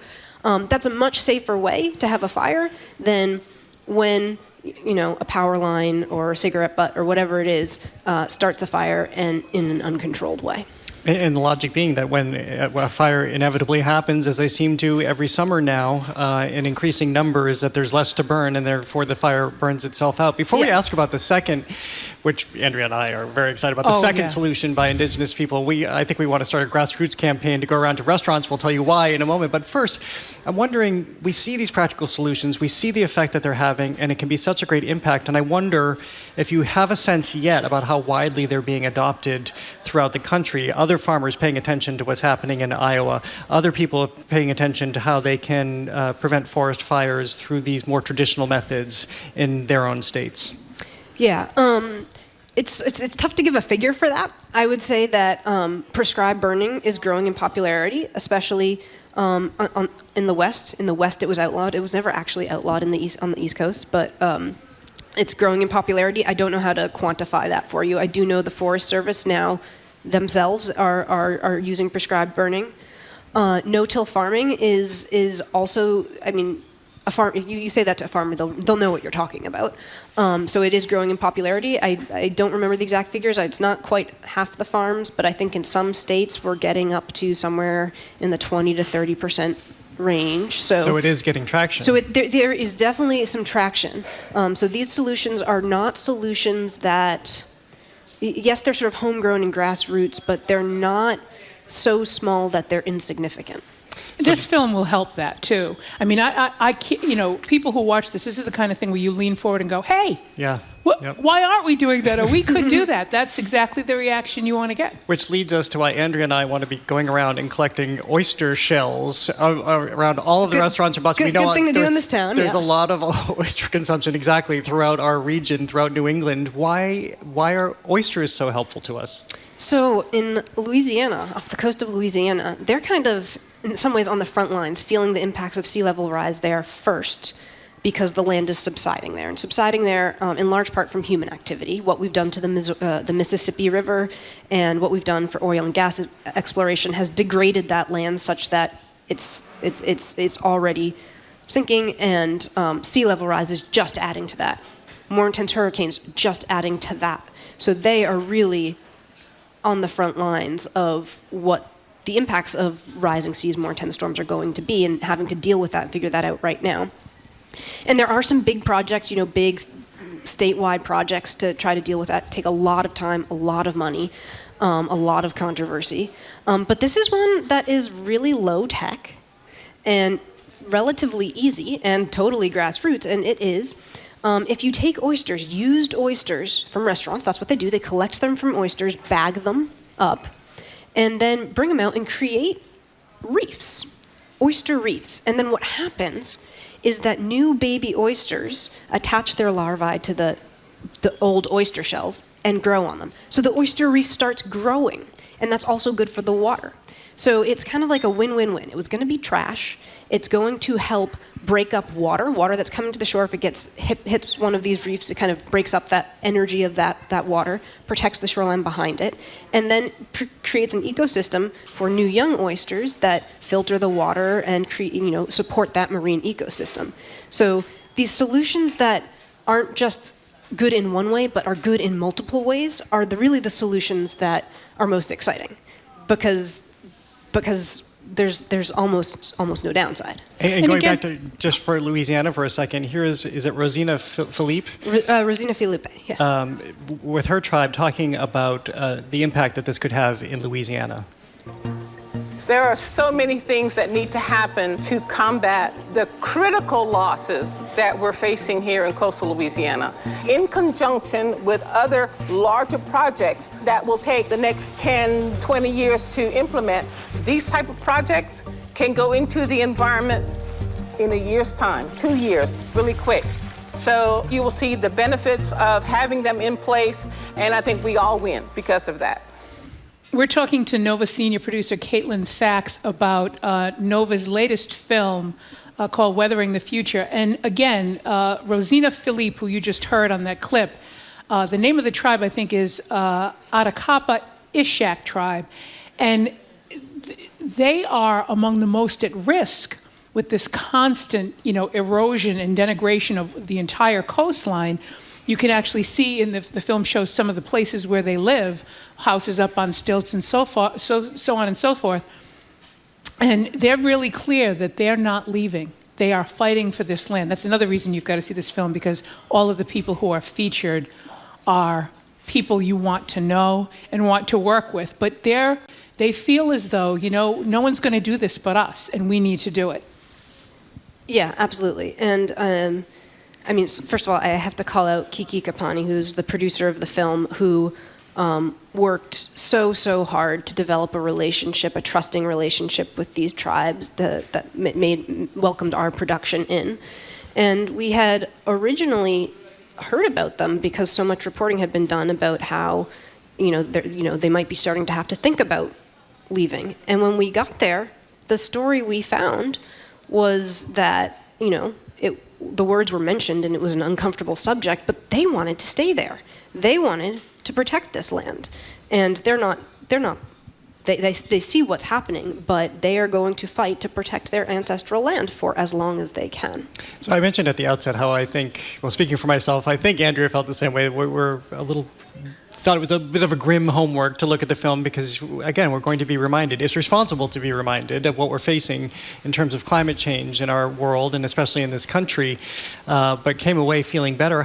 You spend so much time immersed in this, in consuming science all the time. Where's your level of optimism that we can actually begin to counter the effects of climate change?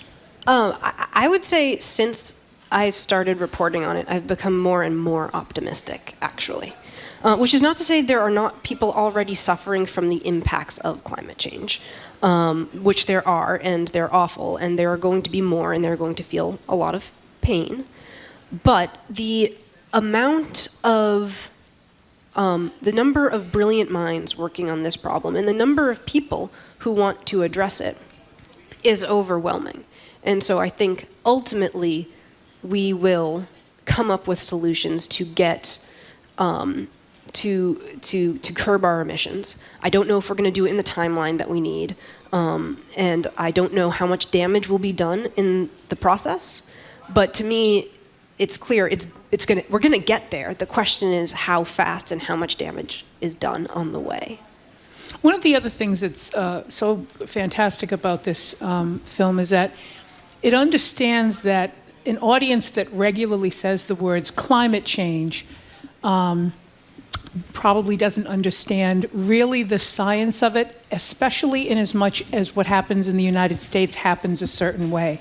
And it explains beautifully why we are in this, whether you want to call it the sweet spot or the bullseye, why we get the kind of weather that we get, and when you add climate change to that, it exacerbates it. Can you just explain to people what we have north, south, east, and west that's creating this? Yeah. We had 300, I think we've had over 300 tornadoes. Yeah. Since tornado season began, which is huge. Yeah.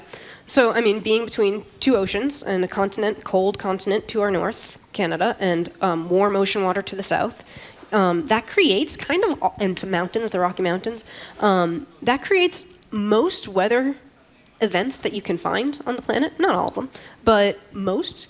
And so we're kind of seeing the full range of different impacts that you're going to feel from climate change within the U.S., which is an interesting, maybe unfortunate, but maybe fortunate place to be because we're getting it all. We also have the resources from the other places to help. But interestingly enough, we debated if we should even say the word climate in this film because that doesn't really matter right now. We are already feeling the impacts through our weather. And this film looks at how people are addressing the impacts they are feeling today. Climate change is going to increasingly make these impacts more severe, but addressing them today is where we start. And so this is really about how to address the extreme weather that we're already feeling from climate that will get worse as climate change, the worse climate change gets. But we don't even need to talk about that. We're just looking at today. How much has industry stepped in here? The examples that we see in your film, they're all, as you say, local people doing local things. And you wonder, of course, about the impact if a corporation steps in and it can help invest in the technology that, for instance, in Orange County that you talk about, where there's reverse osmosis to take wastewater and then pour it back in as drinkable wastewater is turning into a gold mine for any one of a number of things lately. Exactly. There are just so many different green technology startups, companies.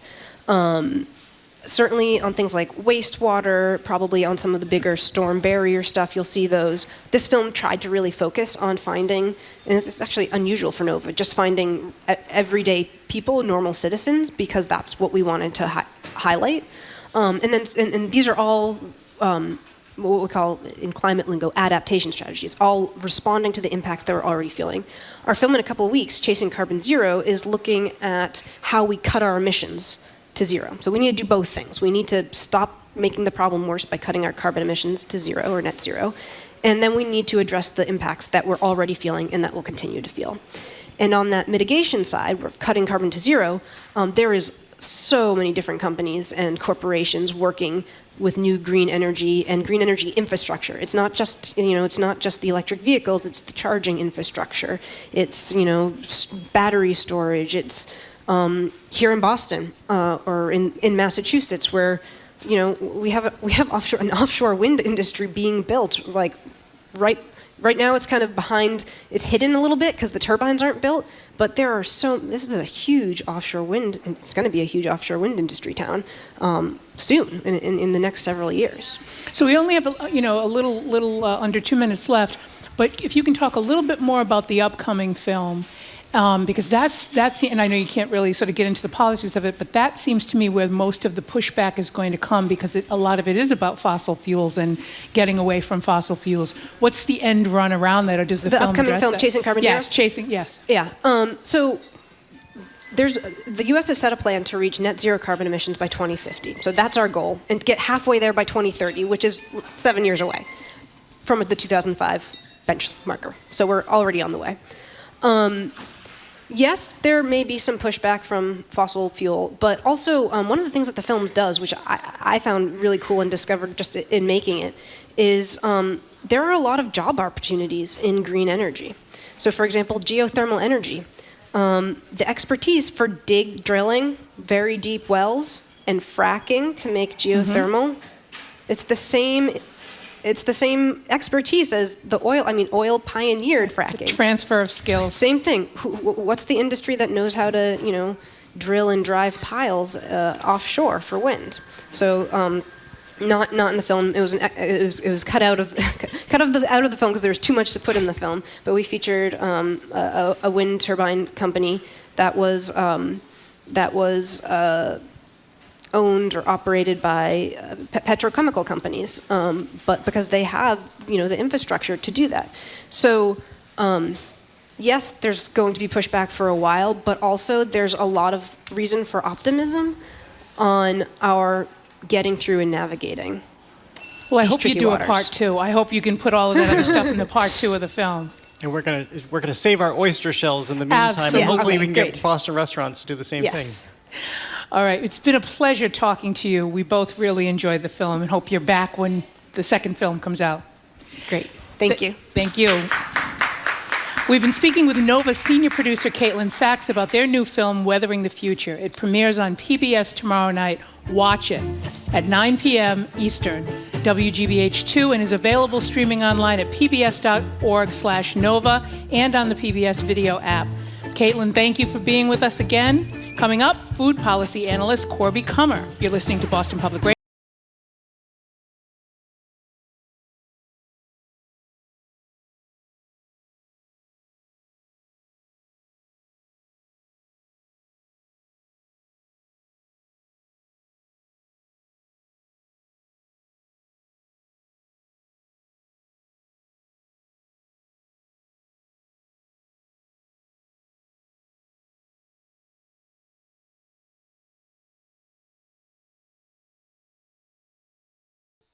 We're warming up for the Boston Marathon by asking what would it take for someone to crack the elusive 2-hour mark on the marathon course. And the artifacts left in the memorial to the bombing. What does the future hold for that collection? I talked to an archivist keeping watch over all the memorabilia. And I talked to a bombing survivor gearing up to run as a way to further his healing. Listen throughout the week to GBH's Morning Edition. And All Things Considered, only on GBH 89.7.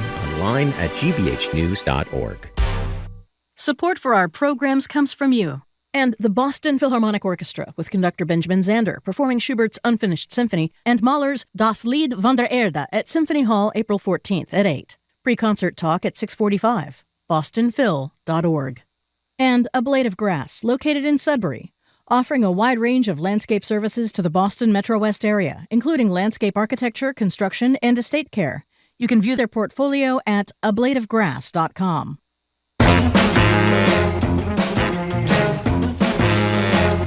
Welcome back to Boston Public Radio. I'm Jared Bowen here with Andrea Cabral in for Jim and Marjorie. Today we're live from the BPL, streaming at facebook.com/GBH News and youtube.com/GBH News. By the way, the mayor will be here at the library on Thursday and the governor will be here with Jim and Marjorie on Friday.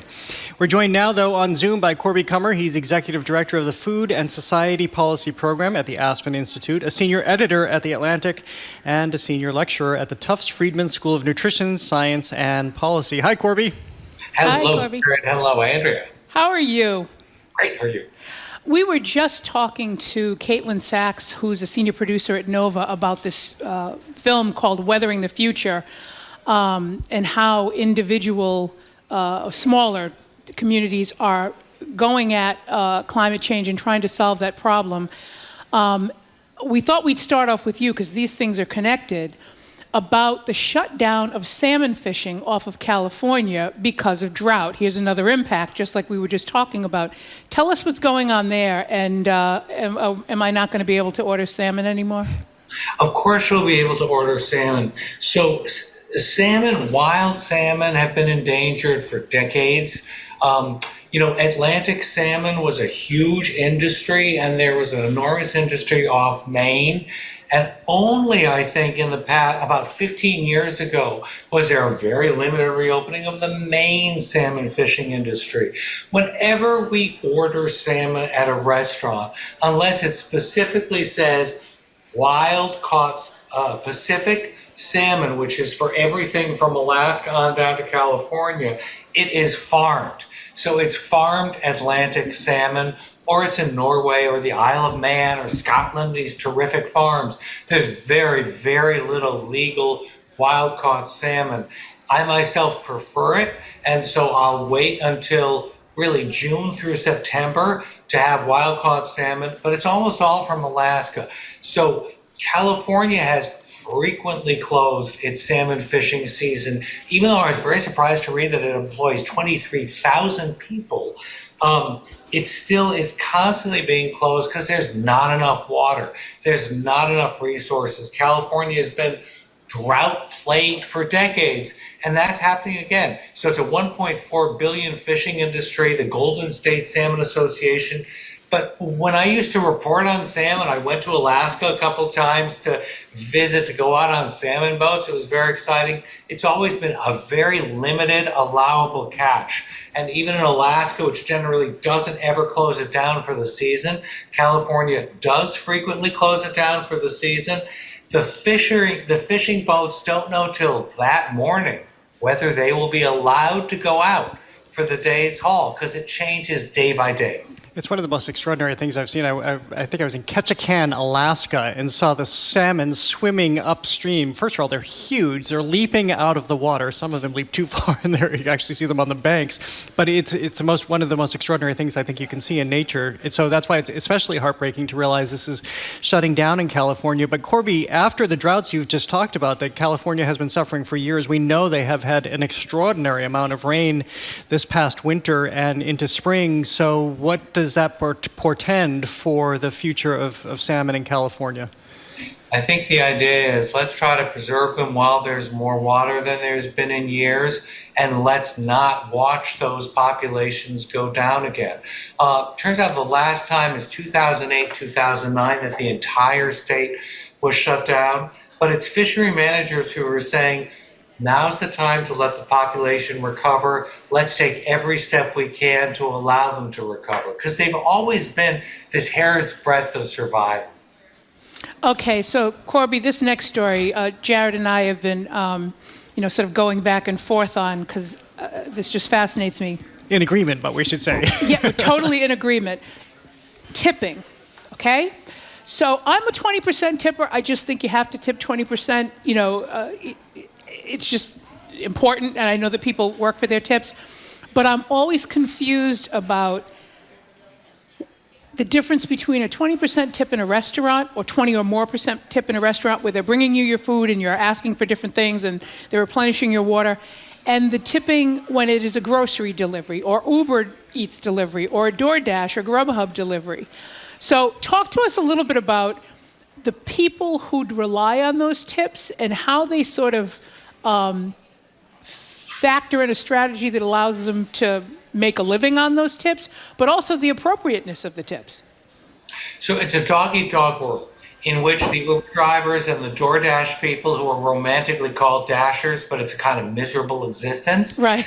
They position their cars so that they will be in the GPS range that gets the likeliest, heaviest volume of calls, which turns out, I was fascinated by this, is not on the curb next to the restaurant. It's often in an alley behind or 2 blocks away. They all stake out their spots where they're going to have the first access to expensive restaurant calls for delivery, and then they race to, it's like a game show. They race to accept it right away. They don't know how big the tip is going to be, but they know that the restaurant often is a high margin restaurant with expensive orders.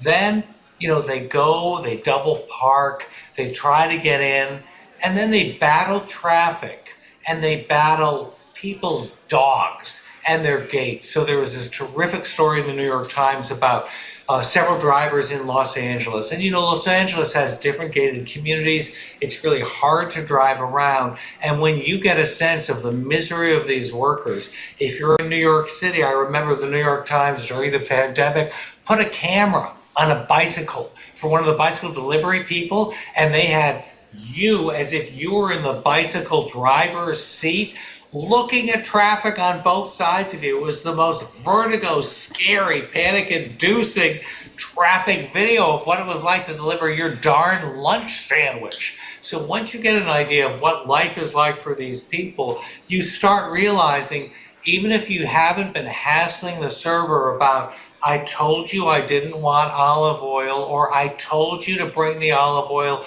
to the table for me separately, and you knew you were putting them through their paces and being a little bit of a whining, miserable diner, which means you should tip really big, like 30%. But you don't see these people. All you do is you see them get out of the car and maybe leave it at the door. You have to start thinking with compassion about what the whole trip has been to your place, what it's going to be like to get to the next gig, and start tipping them the same scale that you, Andrea, have already trained yourself to do at a restaurant. Well, one of the things that we were talking about this morning is, so basically the owner is on you as the consumer, because Uber's never going to step forward and they're never going to pay the wages that people would expect that would help them when people, by the way, in Los Angeles don't tip well when they're going into these gated communities. Right, with $388 worth of high-end sushi. Right, and getting a 5% tip from somebody who has an extraordinary income, because we know a lot of celebrities, a lot of people who make a lot of money live out in California, except for Doc Rivers. He gets a shout out Doc Rivers. $130 tip. But to go back to my original point, it's on us, and why should it be on us when Uber could step in and pay fair wages? Well, you'd have to ask Uber. Uber has done everything it could to fight a California proposition, a ballot initiative that would call its gig workers employees, so they had to have health insurance. And then it would find Uber workers who said, I like the freedom of being able to get a lot more tips. I would much prefer to be a tipped worker, and I like not having to have regular shifts as an employee. So give me back my insecure gig worker job. And it worked. That employee status was taken away. As we all recall, during the pandemic, Uber was especially good at hiding the tips that you, the consumer, thought you were giving the worker. They just kind of garnished them and put them into general funds. They were caught red-handed, and they had to start passing them on to workers. So, these services have been kind of miserable to their workers. But by the same token, the Times piece, which followed a number of these servers, had them say, I do prefer the freedom. Sometimes on a good night, I make a couple of $100. Life is better in this country. But, the guy who said life is really good in this country came from Vladivostok and recently and said, we don't have plumbing, we don't have heating. What is everybody here complaining about? Suck it up. But it was essentially, we like a miserable life because we can still earn some wages. It's not a happy life. And those things aren't mutually exclusive. Companies could pay people a decent wage, and they could remain with the status, the contractor worker status they want, and they could be tipped well. I mean, there could be a best of all possible worlds. We think so, but then again, remember when Cambridge restaurants pooled together to have a locally owned delivery service? That was during the pandemic, and I haven't heard of alternatives to it, mostly because Uber and DoorDash have so dominated the market with their software, their incentives to workers to sign up for them, that I thought it was such a great idea. The different cities were mounting and banding together restaurants to pay for their own driving services, but I think that the software and management channels were too great challenges, and I haven't seen those as an option lately. Toast Tap, I will say, is something that a lot of local owners say they would rather have you use than Uber Eats or DoorDash. And what's that called again? Toast Tap? It's Toast Tap. It's got 2 T's in the middle. It's quite diffuse. It's a large national company, but still, apparently, it offers better deals to a lot of owners. Well, we were both surprised. When we read that, despite the fact that their profits are up, I think Uber's is up 6% or more, that neither company is considered profitable, and they're relying on this delivery feature in large part to make them more popular and profitable. Right. DoorDash reported 14.4 billion in sales. They're up 29% from the year before, and Uber is up 6% from the year before. But they still say we spend a fortune on software. You know, who knows? I don't go into their books. I don't know whether it's plausible. I just know that we as customers have to pony up and tip much bigger than we have because we haven't really had a look into their cars or what it's like to spend an evening on those routes. We're speaking with Corby Kummer. Corby, percentages are also up for restaurants in cities where Michelin has a presence and the Guide has a presence. What's happening when Michelin, of the famed Michelin star, comes to town? You know what happens always when somebody's highly rated as a restaurant, they get a lot of first-time business of people who want to go and see, what is this mystique about? Is this a real one-star restaurant? Is this a two-star restaurant? The question is always, do the customers come back after they come in the first time? So there's a really good piece in Eater about what happened to Vancouver when Michelin came to town. And what happened to Vancouver is a number of the restaurants did have a lot more business, but the problems with Vancouver, which were really interesting, it apparently has the highest rents in all of Canada. So remember what we've been talking about a lot in Boston. One of the main reasons it's hard for restaurants to be able to pay workers what they need to pay workers so they can afford Boston rents is Boston rents are so high. The T closes down too early for shift workers to get home at night. Very similar problems going on in Vancouver. They can't pay a living wage to rent. In general, it's good for restaurants. If Michelin comes in, creates a guide as they did to Toronto, I think they have one in Boston, or they had it for a while and then they don't. It's very spotty. Michelin will mount a guide for a U.S. city and then pull out. You never know when they decide it's going to be good enough for their business, or they'll pay all of the reviewers meals, because one thing that Michelin does, which you should always do, is anonymous reviewers and pay for their meals. But anyway, they came into Vancouver. They really increased business for a lot of restaurants. Restaurants started upping their menu prices, but I don't fault the restaurants for doing this. It's really expensive to buy ingredients. Food prices, inflation has climbed just as badly in Canada as it has in the US. So they have more of a fighting chance of trying to break even, but still, it's a very expensive city, just as Boston is. Well, I always wonder about how selective the process is for the rating. I mean, nowadays, you can't buy anything anywhere, but particularly on Amazon, or have anything delivered without them then hounding you for feedback. It's like, I just wanted you to bring it to me. I paid for it. Do I have to have a conversation with you? But everything is, your value in this entire industry is based on how strangers feel about however you delivered for them that day. With restaurants, there are so many restaurants and so many different types. How does a place like Michelin or any of the sort of ratings, how do they figure out who to go to and not be leaving out people who are deserving, who could be helped in terms of the charging more for what they offer if they had the attention of a Michelin? Andrea, this is the question that bedevils restaurant reviewers everywhere.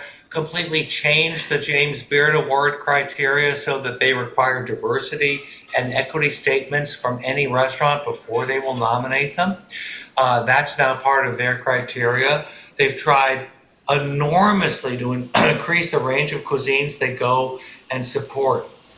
One of the things that Michelin does is create better value categories. So that's one of the main, and in Vancouver where there aren't that many starred restaurants. So I can go into my Michelin rant. I will do anything not to go to a Michelin 3-star restaurant, even if somebody else is paying, because the pomp, pretension, and pressure it puts on you, the diner, to appreciate this super special experience. It's so pressured, it's so unpleasant. What's the point? You're supposed to be having this fabulous experience. Huge pressure for the restaurant to spend the money on the level of service and cutlery and all this ridiculous stuff that I think has nothing to do with feeling comfortable and happy at a restaurant. So it's better value. But also I'm a cynic about Michelin because I think they know how to evaluate French food. And, there's a lot of French food in Canada, but Vancouver, Pacific Rim, Asian food, that's the joy of going to Vancouver. Many people say the best Chinese food in the world is served in Vancouver. It used to be Hong Kong. Then Hong Kong, after 1997, kind of moved to Vancouver, and with it the high-end restaurants. So you go for Asians, Michelin would say, we have fabulously trained reviewers who know very well how to differentiate an Asian food. Maybe you believe Michelin and maybe you don't. But in any case, every place has its own criteria, trying to bring in and make the tent bigger and have the greatest range of options available. But Andrew, you can pick fights with every restaurant reviewer for the rest of your life, and I invite you to. This is why I knew I had been seeing Corby at Olive Garden a lot lately, because Michelin-free Olive Garden. It's absolutely reliable, Jared. I like the Olive Garden. I'm on record as liking the Olive Garden. So let's move to something I really like, salt. And I think we've all been taught in modern society to fear salt, and it's bad for us, and I guess it is to some degree. However, we're looking at this piece that talks about that salt can be very useful to us and helpful and improve our lives to some degree. And indeed it can. So, Jared, you like salt. Andrea, you like salt. I invite you to buy different kinds of salts and put them in the middle of your dining table and use them to your heart's content. I would say use kosher salt because it's twice by volume, so it's half the potency of little fine crystallized sea salt or iodized salt, Morton salt. So you can use a lot more flakes of kosher salt or Malden sea salt, big flakes that feel good in the hand. But why am I inviting you to forget about your health and use it? Because the amount of salt you, Jared, and Andrew are going to use at the table is nothing compared to what industry is putting into packaged bread and breakfast cereals and all kinds of places you do not expect to see salt. The majority of sodium in the American diet, over 80% of it, is what food industry puts into packaged products and restaurants put into their entrees too. It's not what you see when you're cooking. Well, I'm sorry, go ahead. No, finish. In cooking, for example, with pasta, it helps pasta not stick together. It helps vegetables taste better.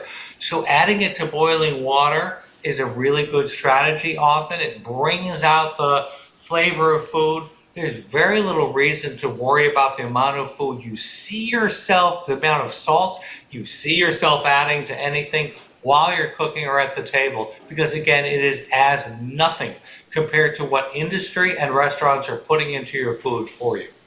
So the two things when we were going through this and reading this story, I love kosher salt and pink Himalayan salt. I actually have a salt box that has lava salt, black lava salt, and birch salt. This is hysterical because I don't cook. I was going to say, you get a Michelin star in your kitchen. But I don't cook, but I like the idea of what I should be adding if I were to cook. But it's the science of salt. So you were talking about, how it interacts with pasta. Understanding that salt does all of these other things other than make foods taste salty is a big part of how to use it. And a friend of mine who takes cooking classes, they were making a sauce, and it was a little bitter. And the instructor said, "What would you do to take away this bitterness?" And she said, "Well, I'd add a little sugar." And as it turns out, that's not what you add. What you add is salt. And so I think we were made to feel afraid of salt because of its connection to high blood pressure and a number of other things. But that was also before we had a lot more natural salt to work with, right? Salt is fascinating. The whole idea of bitterness, it counteracts it more. My late friend Barbara Kafka, who wrote brilliant cookbooks, including Roasting and Soup: A Way of Life, still wonderfully useful. She really loved salt. So everything I just said about the amount of salt you use, unless you are Barbara Kafka in your kitchen, in which she way oversalted food, to my mind. And once even she recognized she had put too much salt in the soup, and what did she do? She cut up a potato and put it in, because potatoes soak up a lot of salt. So, there's all sorts of tricks with salt, but in general, salt brings out and enhances flavor. Think of it on meat. It draws blood out, and so it increases the potency and the flavor of the meat when you're searing it.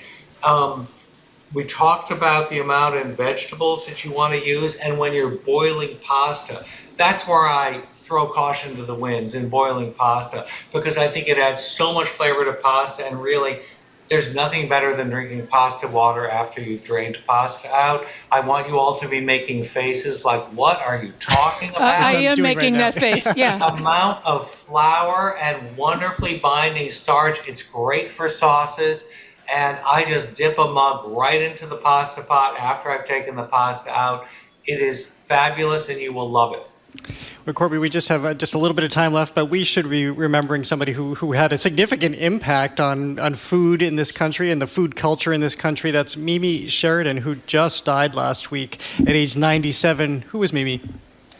Mimi Sheridan was a trailblazer in every sense. She put on costumes. She was the first reviewer to put on costumes. She had one long gray wig and lots of that she called the Five Towns Macher, which is a hilarious Yiddish term. She was still recognized. But what she did was she went to a restaurant, not just the required 3, but often 5, 6, 7, 8 times. She ate everything on a menu. Over a year and a half, she ate 1,196 items at Bloomingdale's Food Hall, which at the time was the fanciest food store in New York. And I remember the New York Magazine cover story, we can't believe she ate the whole thing. She brought standards to every kind of food. She was fearless in her opinions. When she loved something, she said it. When she hated something, she was completely unsparing. And you know, one of the things she was completely unremitting about was, I don't care what a chef's life is, and I don't care what the staff's life is. I care what's on the plate. Don't tell me the chef's story. Tell me I'm only evaluating what's on the plate. And even in the age of Me Too, and in the age of trying to be much more caring about workers, she said a critic has standards to uphold. How does it actually taste? I just want to know how well that chef cooks. There was something incredibly refreshing about her, and she was utterly opinionated. She never held back her opinion, and she had an opinion about everything, and she wrote beautifully. Fabulous. Right, and we'll never see their like again. The Mimi Sheridans of the world and some of the others that have recently passed. Very singular figures, right, too. Corby, thank you. It's always a pleasure. Always a pleasure. We've been speaking with Corby Kummer. He's Executive Director at the Food and Society Policy Program at the Aspen Institute, a Senior Editor at The Atlantic, and a Senior Lecturer at the Tufts Friedman School of Nutrition Science and Policy. Coming up, 2 small business food entrepreneurs from Commonwealth Kitchen, a Boston-based nonprofit culinary incubator, are going to join us right here at the Boston Public Library. You're listening to Boston Public Radio, 89.7 GBH.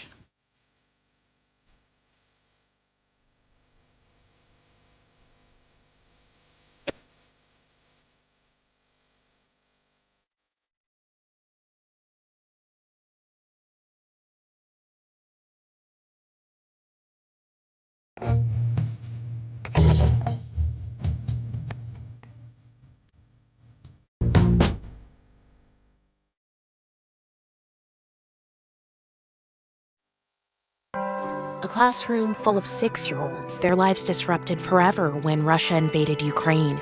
Now first graders, they and their families struggle to rebuild their lives. An air raid siren goes off, and Bogdan leans forward in his car seat and asks his mom, "Does that mean there are missiles above us?" Their story on All Things Considered from NPR News. Today at 4, here on GBH News 89.7. Support for GBH comes from you and the University of Massachusetts Amherst, the Commonwealth's flagship public university. You can learn more about research, innovation, and economic impact for the Commonwealth at umass.edu. And Mass Cultural Council, committed to supporting the vibrant, creative, and cultural sector of Massachusetts. You can learn more at massculturalcouncil.org. That's massculturalcouncil.org. Trusted. Local. News. You're listening to 89.7 WGBH, HD1 Boston, online at gbhnews.org.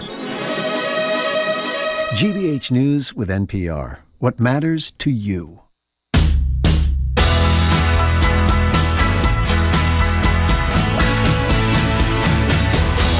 Welcome back to Boston Public Radio. I'm Jared Bowen here with Andrea Cabral in for Jim and Marjorie today. We're live from the Boston Public Library, streaming at facebook.com/GBH News and youtube.com/GBH News. The mayor will also be here at the library for her monthly Ask the Mayor segment. The governor will be here on Friday.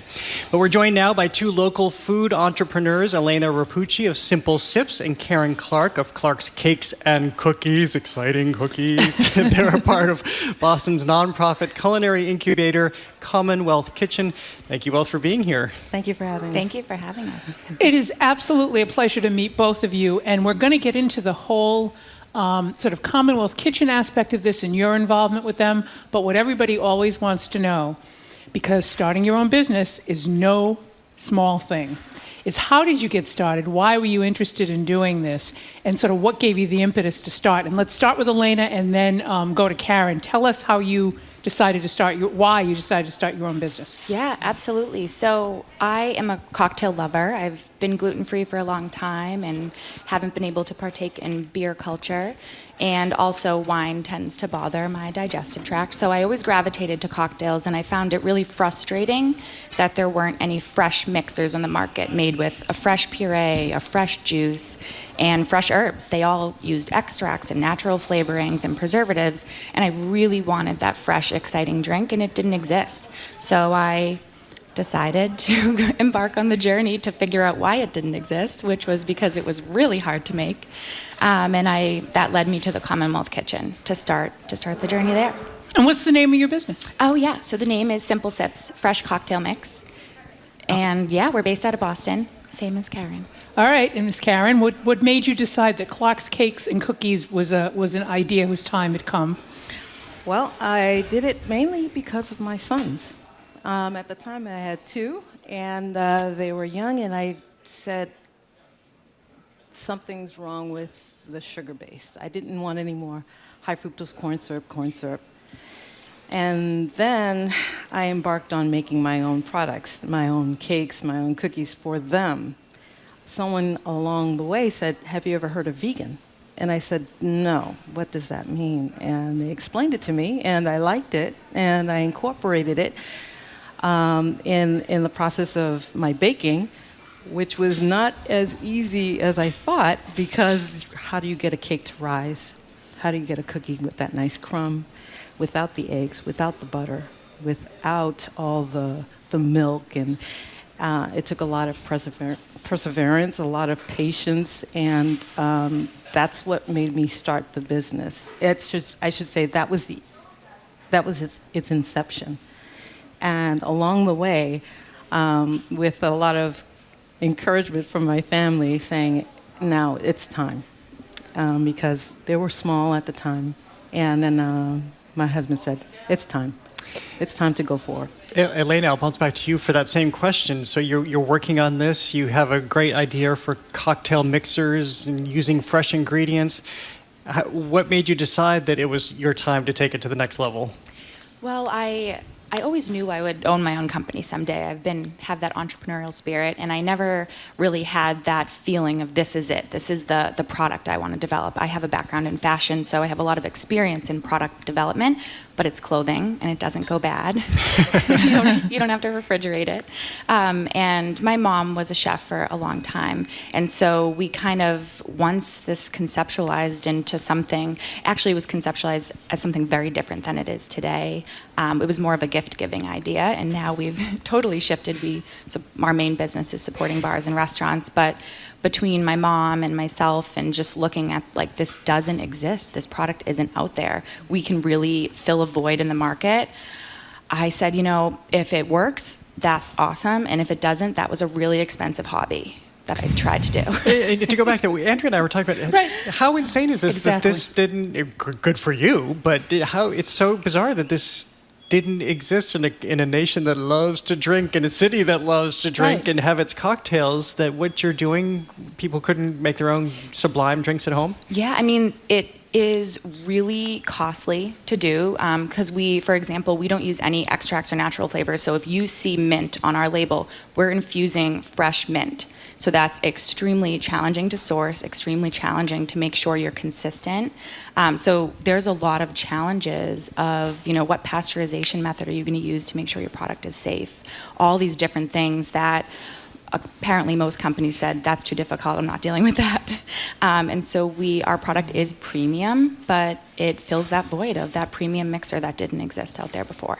And Karen, by the same token, there are larger bakery outlets which have been traditional bakeries, and then they realize that maybe they should have a vegan option, so they'll tag on a vegan option. But there really aren't very many bakery spaces, that are vegan start to finish, and nothing traditional offered. So, and I'll get an answer on this from both of you, but isn't it daunting to sort of not just start out in a business, but to the difference between what you have on paper and how you get it to an actual operational place? How did you overcome that sense of, I can't possibly do this, I can't possibly get this right? You're right. I'm in total agreement with you. You're right. It was a chasm. It was a chasm. I had to surround myself with my family that was there for me, to help me, to encourage me. And the next location was Commonwealth Kitchen. They were the ones that really made certain the bridge was available for that chasm to look like, oh, it's easy, just run across and well, tell people what they do, because I don't think many people know, that they exist. They think it's a kitchen. People think it's an actual kitchen. It is a kitchen. It's a commercial shared kitchen. It's a nonprofit. And what they do is that, they make it so easy for us as culinary entrepreneurs to be able to become entrepreneurs. They incubate you. They incubate us, they strengthen us, and they provide sale channels for us. They teach us how to legally set up our operation, everything that needs to be established with the Board of Health, everything. Before we ever get out there, they make certain that we are fully established and secured. Did you have a business sense before? Because I think just thinking back to your first answer about just developing your cakes and cookies and what that iterative process was like and how long it took you to get there, and then to recognize, oh wait, I also have to run a business on top of this. I have to know about insurance and permitting and dealing with inspections and whatnot. So how did you know that you had that inner business person as well? I learned along the way. I didn't expect the food industry to be so many moving parts. And when we first came in, there was a lot that we had to assess and look at, and then say, okay, let me back up and understand what are we heading into here. But like I said, when you have people around you that support you, and Commonwealth Kitchen with they have the staff there. It's not just a kitchen, a dry space area with ovens and refrigeration units.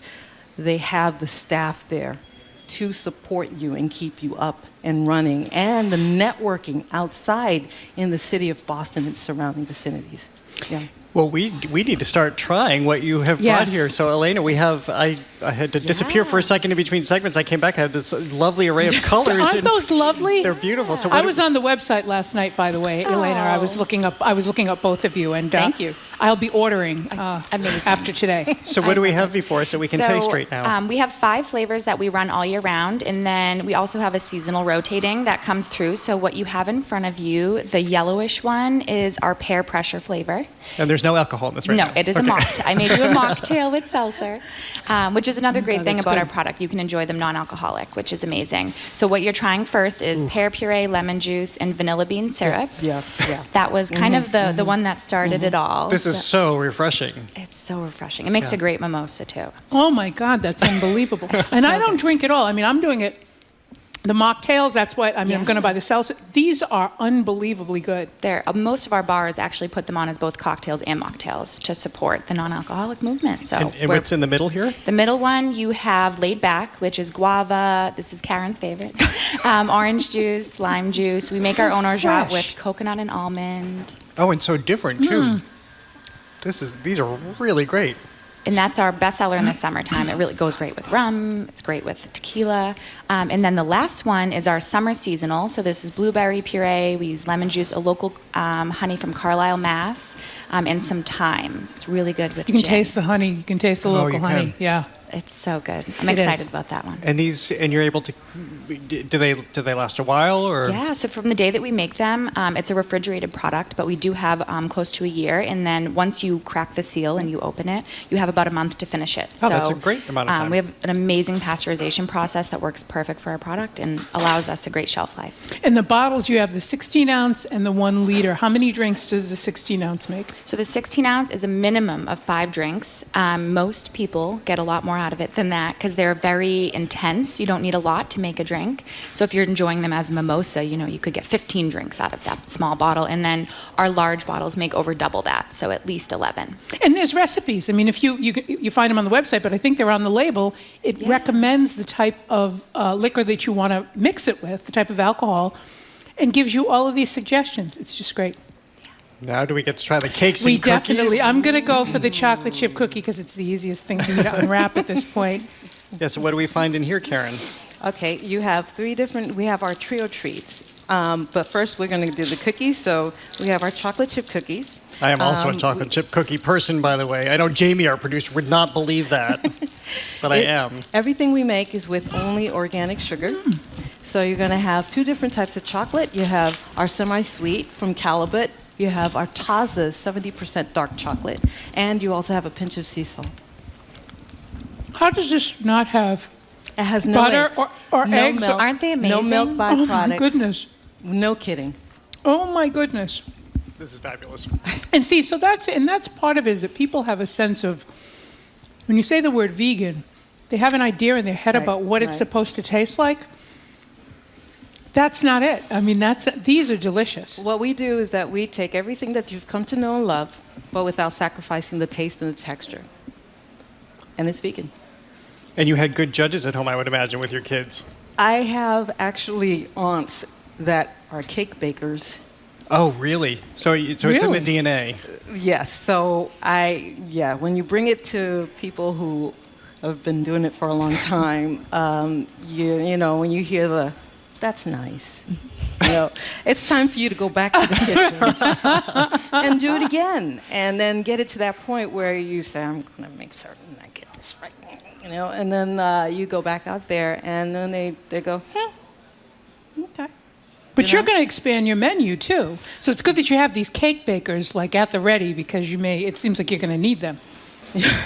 And you were very sweetly, we should say, handing out your treats to people in the audience here at the library. They're clapping. You're getting Thank you. They're enjoying them. That is not that's nice response. That was a full-throated, enjoying response. So what else do we have here? Okay, so we have our cakes. We have our trio treats. Those are our brunch trio treats. You have our banana bread, our bestseller. We also have our frosted carrot cake, which the lovely audience have tasted. And you have our summer bestseller and seasonal bestseller. It is our blueberry lemon tea cake. Ooh. I love anything blueberry lemon. You're going to love this.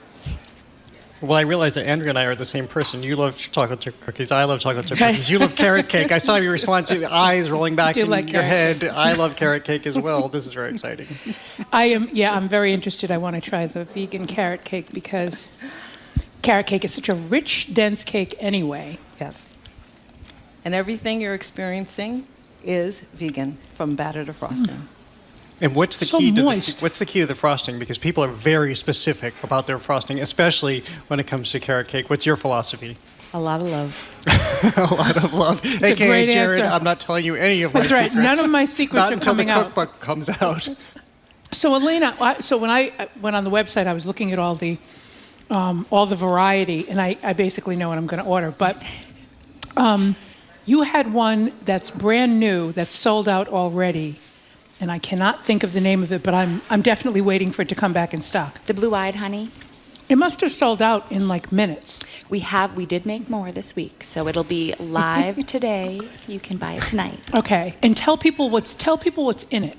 Yeah, so the blue-eyed honey in all of them, or just that mix?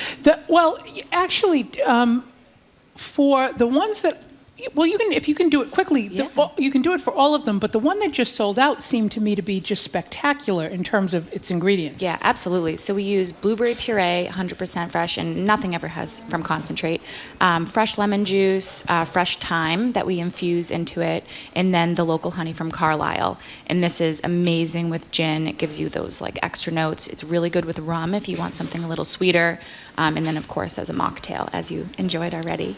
I had it the other day with champagne. It was delicious. Do you have a garden yourself? Where do you source the mint and thyme, etc.? Yeah, that's a great question. All over the country. We have some of the pear we get, sometimes it's from Italy. Sometimes we're able to source ingredients, right? Like the honey, of course, we can source here in Massachusetts.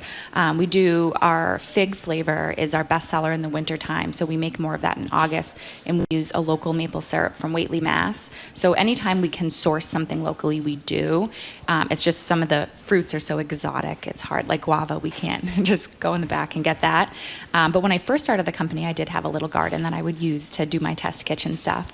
So besides my test kitchen, we don't grow any of our own stuff. So at least tell people about the spice lovers in our audience, because people love a spicy cocktail. You've got one that's absolutely that's pretty hot. Yeah, so our Smokin' Hot is is probably our number 2 bestseller in the summertime. It was our number 1 most requested thing last year as like a spicy margarita flavor. So it has mango puree, passion fruit puree, lime juice. We infuse fresh jalapenos to get that spice, and then we add a little bit of smoked tea for just that additional dimension, and it makes an amazing spicy margarita. But you can also enjoy it as a virgin spicy margarita. So for those who don't drink, they can't normally get all those flavors. This is exactly that. And then you tried our pear pressure, our laid back. Berry Basic is our bright red strawberry flavor. It has mint, elderflower, and lime. That one does amazing in the summer. It's so refreshing, and the color is so beautiful, of course. And then one of our fall bestsellers actually is our Rye Knot. It has passion fruit puree, apple cider, and rosemary. You can do it warm in the fall as like a hot toddy type thing with whiskey. A lot of places do. It's even delicious with spicy ghost tequila. It's very versatile. So they're all unique. They can all be on the same cocktail menu at a bar because they're so different, and they all go with different stuff. So we should point out that our own Newsfeed Cafe here has partnered with many vendors that got their start with Commonwealth Kitchen, like Carolicious, which has Venezuelan food, Magic Bites, tastes of Mediterranean food, and Off Our Rocker, plant-based, gluten-free cookies. So knowing that there's some of the alum that have come out of the program, Karen, what is it like once you enter in? Okay, now you know what you're producing, you're baking, you've got your business sense. Do you essentially graduate from Commonwealth Kitchen and launch out into the world on your own? Well, it is an incubator kitchen, so it's something that you know that eventually you're going to need the possibility of opening up your brick and mortar, yes. So you do think further along the way. How do I get my bearings to the point where I need to get established separate from Commonwealth Kitchen? And the other thing that Commonwealth Kitchen will do is that they will coach you in learning how to do that, and through what do you call it? The group funding, the grants. The grants and people who would fund online crowdfunding campaigns. Crowdfunding, yeah. Fabulous. So, and where are you? I am almost there. I'm almost there. Those are the details that are always going to be the toughest to nail down. You get through this whole process from an idea in your head to actually being able to produce and become operational, but you got to find space, and it's got to be space where you can, it's sustainable, it's viable, you can pay the rent, and it's zoned properly for, in the neighborhood for where you want to be. All of those things are challenges, and that's in part why Commonwealth Kitchen is so important, because people don't, Jared and I were talking about, it's daunting to run a business. You can have an idea about the product you want to sell. But it takes a lot out of people to run a business, and this is literally a school for that. Commonwealth Kitchen is a school for that. Yes.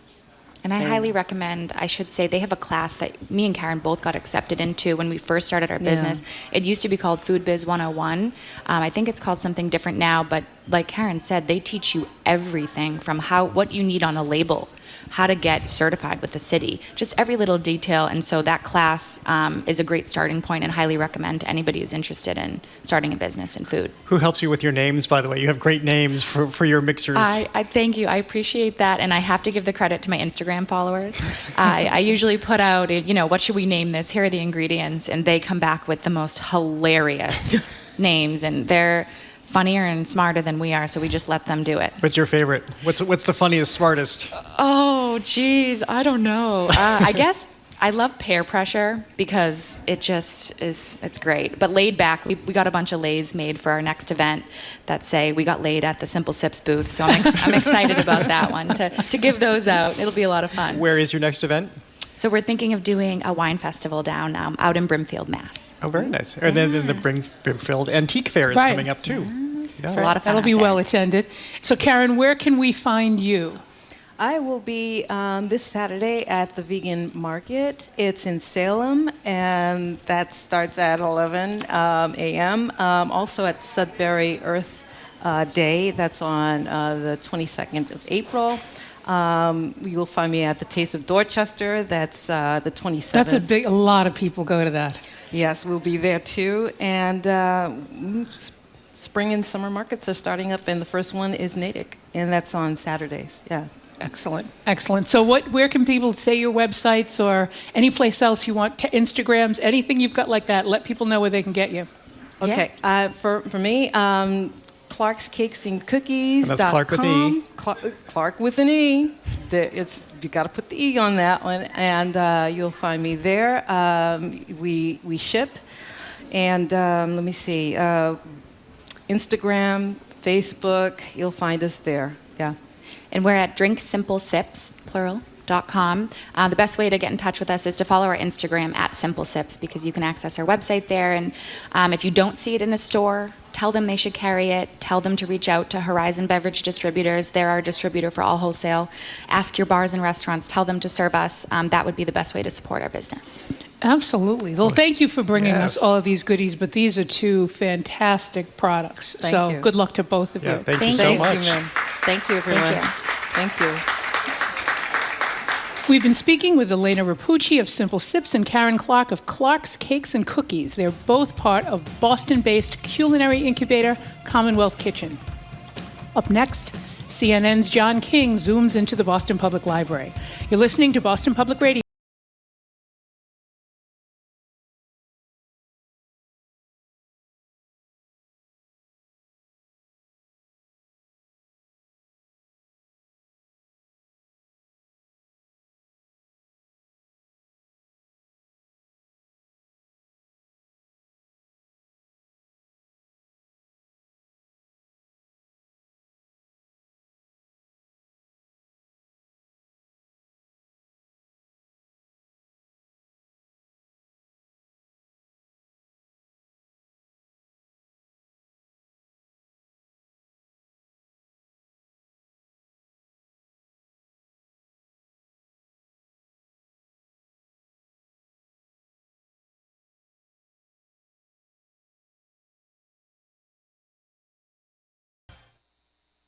At this month's special Beyond the Page event, we're celebrating National Poetry Month.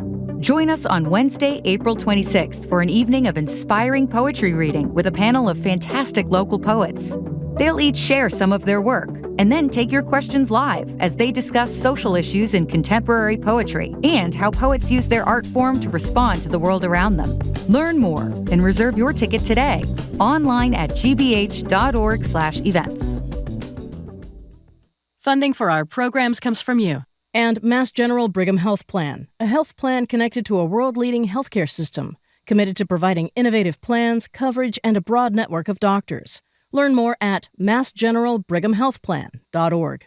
And the law firm of Davis Malm. Their employment lawyers have your work cut out for them. Learn more at davismalm.com. That's DAVISMALM.com. Davis Malm, lean, agile, strategic.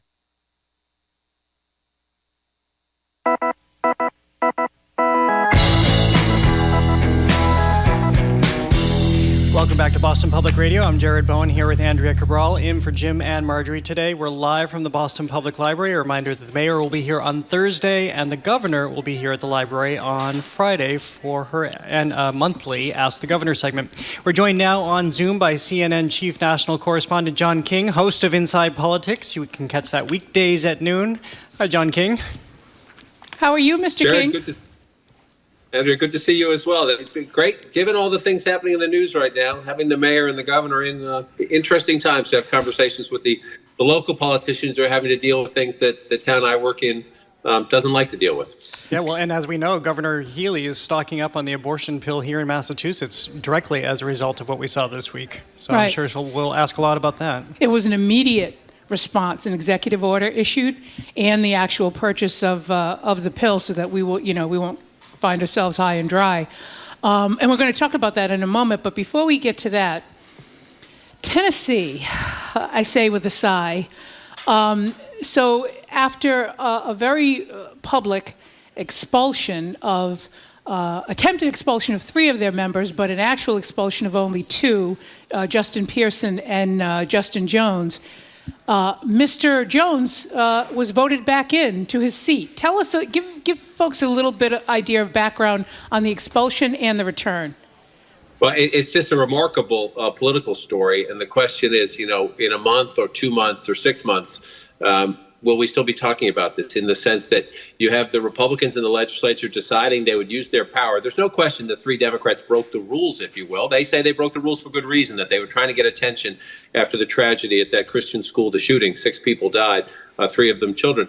That yes, they brought a bullhorn and other elements to the floor. They're having a protest. They admit they broke the rules. The question is, does the punishment fit the crime, right? Then the Republicans decide to expel them, and they're 1 vote short of the 60-year-old white Democratic member, a woman, and they expel these 2 young black Democratic lawmakers, both in their 20s. One, as you note, has been reinstated. The second one, Mr. Pearson, likely to be reinstated next week. The Tennessee law says your county commission then decides how to fill the vacancy. So Representative Jones is back, and Representative Pearson is likely to be back. They promise they will continue the fight, along with Representative Jones, I believe last name is the third, the Democrat who was not expelled.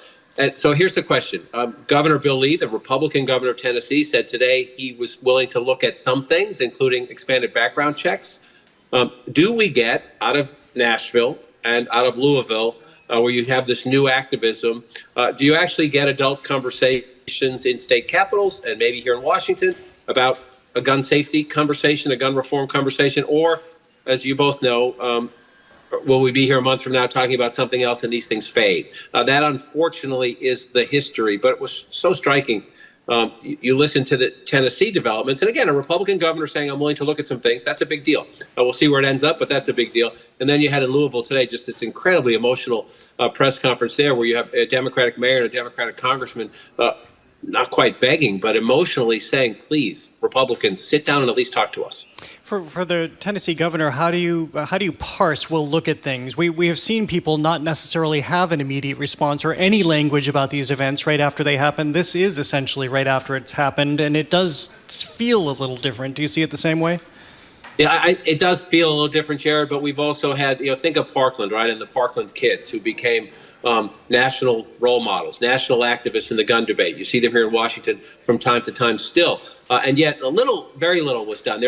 Congress did pass something last year, and those who are behind it, understanding how hard it is to get people in a room to talk about guns, they do say that gun safety steps taken last year at least did something. It may be modest, but at least did something. And what they hope, actually, looking down the road a bit, is at least created the idea that you can get adults in a room who disagree on some of the big questions, but maybe they can talk and find consensus on others. So will it last, I think, is the big question. I do think you have these blue cities, if you will, Nashville and Louisville, in these red states, Tennessee and Kentucky. But you have now, you have both the Republican governor of Tennessee and the Republican senator from Florida, Rick Scott, the Democratic governor of Kentucky, Andy Beshear, saying they know somebody. They have a personal connection to somebody who was killed in recent gun violence. Do those personal connections, the challenge here is to get politics out of it. I know it's all about politics in the end, but the challenge is to get people at a table with an open mind. And do these new young activists, in the case of Tennessee, do they create a different kind of a conversation? And does the personal toll on some politicians whose policy views might be do nothing, or that new laws aren't, some of them make a legitimate case that a new law has done anything different in this particular episode or that particular episode. But I think we're at this moment of inflection. Again, I've been through so many of these, Jared, forgive me for rambling, that I get skeptical. It's the shelf life is going to last. But again, not prejudging any outcomes, let's hope at least people think maybe it's time to try again to have this conversation. Well, that to me was the irony of the whole thing, is that by exceeding their authority and sort of using their majority power as a blunt instrument, Republicans ended up getting the very thing that they don't want, which is expelled colleagues who now have a national platform for getting into what John Lewis would call good trouble, right? And now really focusing that national conversation as well as the local conversation on action taken with regard to guns, and then having a bank shot up and people in the bank shot up within a week of that. I think they're getting exactly what they don't want, which is a good thing. I think that you may be right there, and I think again, my job is to watch, to try to avoid the opinion part of it. But I do think people should, people of goodwill of all political persuasion should be willing to get into a room and talk about these things. But I think if you're watching both the abortion pill debate, medication abortion debate playing out right now, most Republicans wanted Roe v. Wade overturned. The medication debate is the fallout from that, if you will. And so they're having a debate that many of them, from a policy perspective, for years said was the right thing to do. The politics of it are turning out to be quite dicey in the abortion debate for Republicans, especially not necessarily in ruby red states, but in other places around the country, more competitive areas, which happen to be your big presidential or Senate or gubernatorial battleground states. And then on the gun debate, I think the challenge is, will these new tragedies and the new characters, I don't mean that in a bad sense, the new individuals we're seeing emerge as the activists and the spokesman, can they sustain it? History, sadly, says no. But sometimes new rules are written. What about stepping back from this a little bit further? We've been looking at this in the context of gun reform, but what about the expulsion of these two members and now being reinstated, one already, one likely, and the conversation, the pulling back the layers to reveal what happened here and the national conversation that has meant? What's the fallout there as we understand the lengths to which some of these state legislatures are going? I think the part we do understand, Jared, is you've seen it in Washington, where members of Congress, and the Democrats did this first, they would argue in a very, very different context, kicking Republicans off certain committees. And now the new Republican majority in the House has kicked Democrats off committees. And now you're seeing this exercise of power in legislatures. In the case of Tennessee, where a Republican supermajority decides, we don't like what happened here, we're going to kick them out. And look, it was by one vote that the white Democratic member of the Tennessee House survived. But she says, I thought she put it so incredibly well. She said, I've been mansplained quite a bit during this conversation. And yet, as insulting that is to me, when I listen to them talk to these two young African-American men, in her view, it's just reprehensible how they talk to them. She sees and they see clear elements of racism. And I think a generational divide, too. The older lawmakers don't want to talk to who they view as younger people who maybe don't have the experience to be there. But there's no question that the generational and the race part of it is very much a part of this conversation in Tennessee right now. And again, I think these stories themselves are beyond compelling. If you just look at demographics, which I do all the time, in one of my jobs, younger voters, black voters, suburban voters, right? So the gun debate, this debate in Tennessee with these two young black Democratic lawmakers, the abortion debate in the suburbs.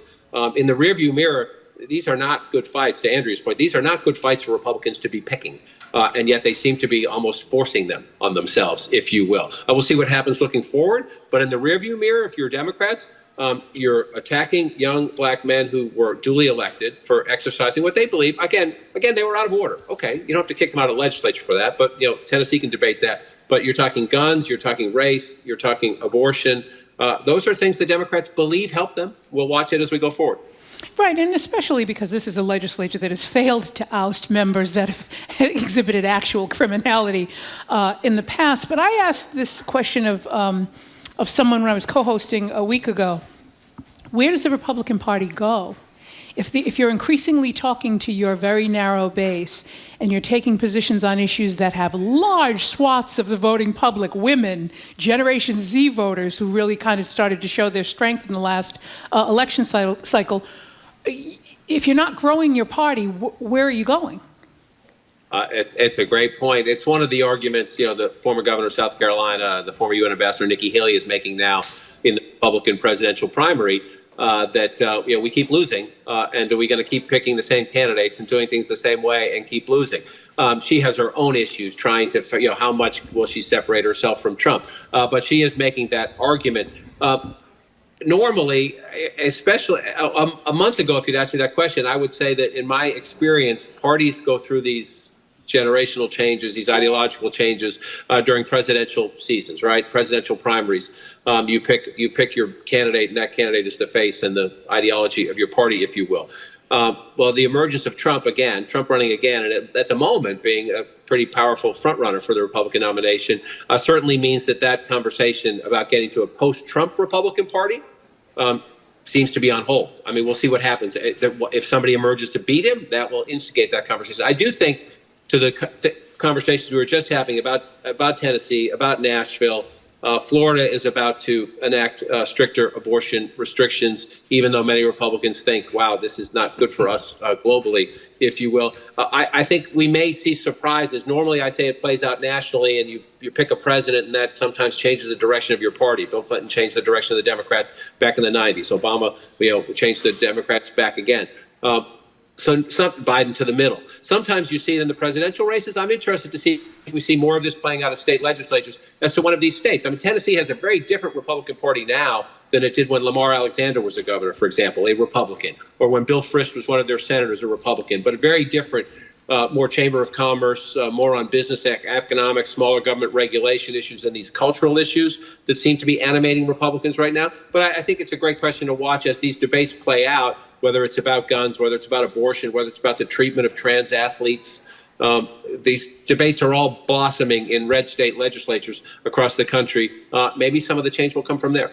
Well, going back to abortion and the fallout in the courts anyway, of course it's supposed to happen, this action on the courts to restrict access to this abortion pill is supposed to act independently of politics, but as this filters down and this becomes a central issue in our country, when you have the governor of Massachusetts, for example, stockpiling these pills here, knowing that this is going to head to the Supreme Court, the divide in the GOP that you just talked about as it relates to Florida, how does this affect the party? How is it beginning to affect the party grappling around this latest issue around the pill? Well, there are a lot of Republicans from more battleground districts, more competitive districts, who are essentially like saying, what are we doing? Banging themselves in the heads. What are we doing? When are we going to realize that this is hurting us in the suburbs with swing voters, places like Pennsylvania, places like Wisconsin, places like Michigan, even places like Kansas? There aren't enough of them at the moment, and especially the fact that this overlays with the Republican nominating challenge for president, you're not going to, somebody may try it, but there's little history to suggest the path to success in a Republican primary is to raise your hand and say, I'm the moderate, right? It just doesn't happen.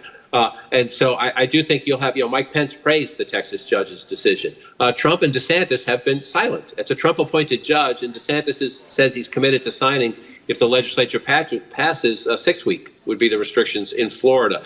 And so I think the primary debates are going that way. Will there be voices who emerge either as candidates for governor or Senate next year who say we need to rethink this? Maybe.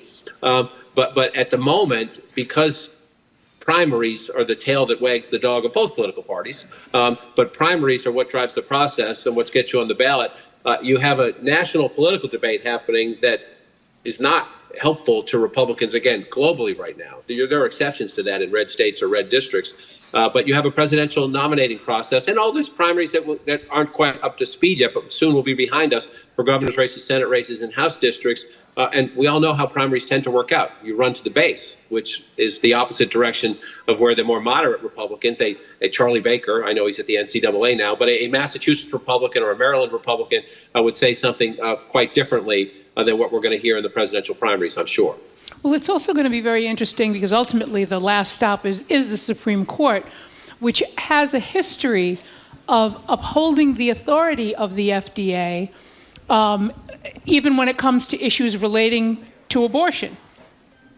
They would literally have to reverse their position on this sort of, separation of powers, leave it to the authority with the expertise that can take the long view, which is what the FDA is, to make these decisions, and we should abide by them. They'd have to reverse all of that to uphold this one Texas judge's decision, right?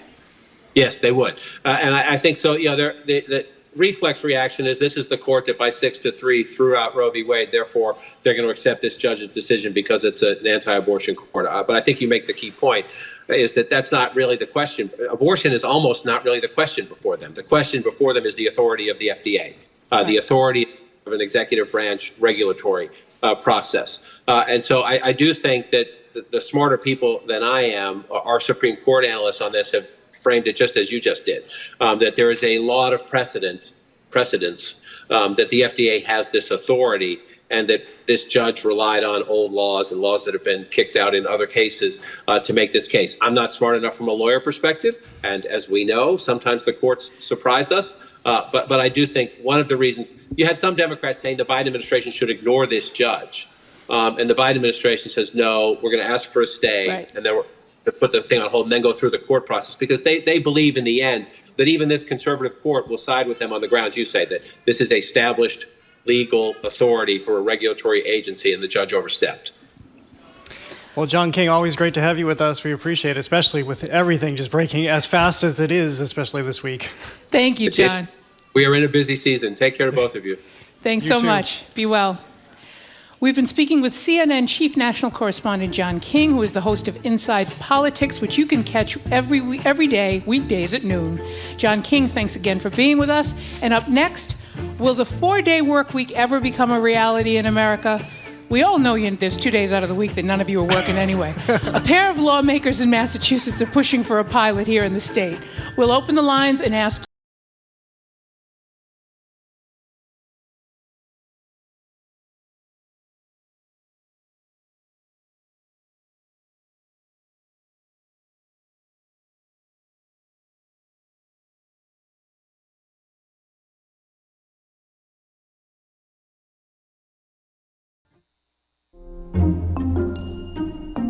The intellectual roots of the U.S. Constitution are not just found in Enlightenment Europe.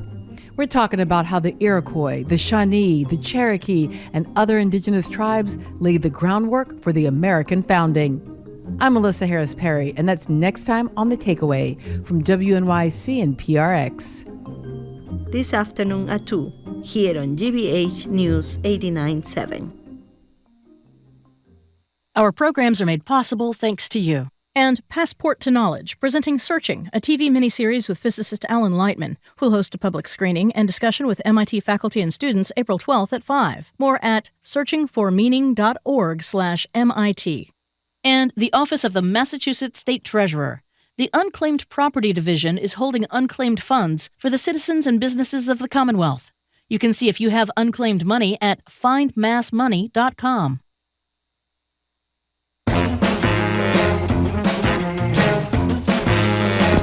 Welcome back to Boston Public Radio. I'm Jared Bowen here with Andrea Cabral. We're in for Jim and Marjorie today. We're live at the Boston Public Library, live on Thursday when Jim and Marjorie are back. They're back tomorrow, is the mayor. Mayor will be here on Thursday, and Governor Maura Healey will be here with Jim and Marjorie on Friday.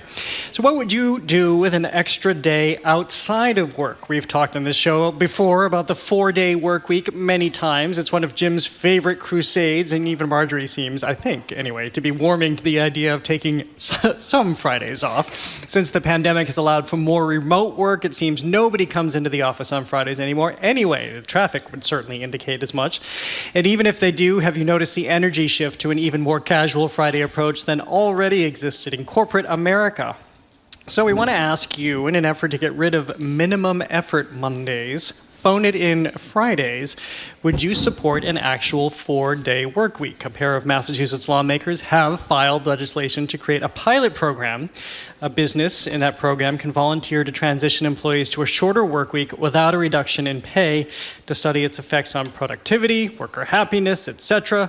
It's been piloted in the UK, where it was also successful. Most of the firms that participated said they wouldn't go back to a 5-day work week.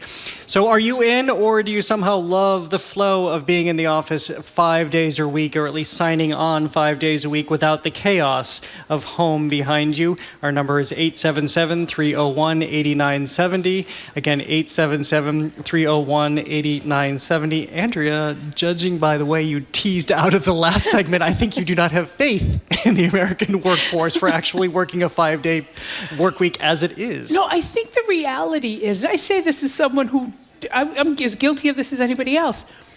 You know, it depends on first you start with the caveat, it depends on the job you have. There are many people that don't have the luxury of ever taking a day off, anytime, anywhere. But if it's sort of your regular office job, you do make decisions based on the day of the week as to how much energy you will expend. The bare minimum Monday. Today it's Tuesday, so it's 40% for me today. 40% Jared on Tuesdays. I think it's sort of like it's Monday. Nobody's really expecting me to do a whole lot, so I probably won't. And then Tuesday, you kind of start to gear up, and then Wednesday, you are absolutely horrified when it hits you that you're in the middle of the week and you haven't done any of the things that you were supposed to do on Monday or Tuesday. And then you sort of rush headlong into Thursday to try to get everything done because you know on Friday you're probably not going to do a whole lot.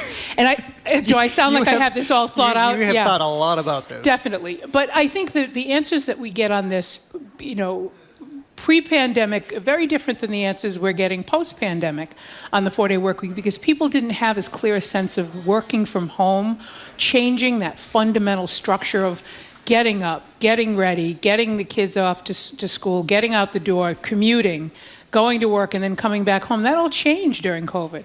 So people are realizing that they actually can get things done, not necessarily on a traditional timetable. Our number is 877-301-8970 to call or text and weigh in on the likelihood, the desire for a 4-day work week.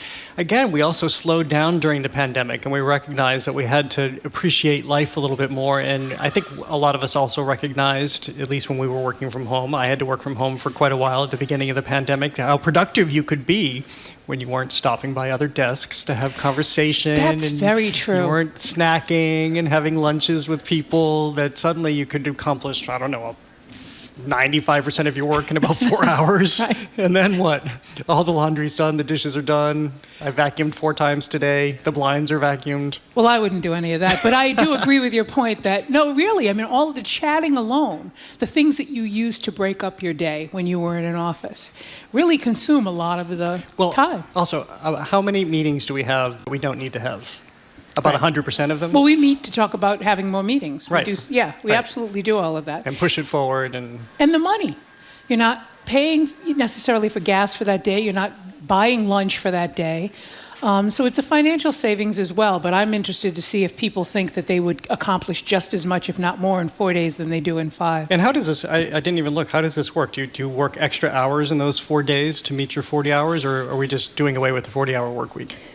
I would say we just do away with the 40-hour work week, as long as you're getting the work done. Andrea Cabral for governor, it's everybody. Revolutionary, and no one's absolutely no one's going to do it. But but I think, I don't know how you can't make people work twice as much because you've cut a day out. I don't think that's going to work anywhere. So our number is 877-301-8970. You can certainly feel it in the city, right? You know now which days are going to be the tough days. And in fact, you're right. You go to work on a Monday morning. I'm usually in the office on a Monday morning, and I just sail in like it's a Friday afternoon or something because nobody's going to work.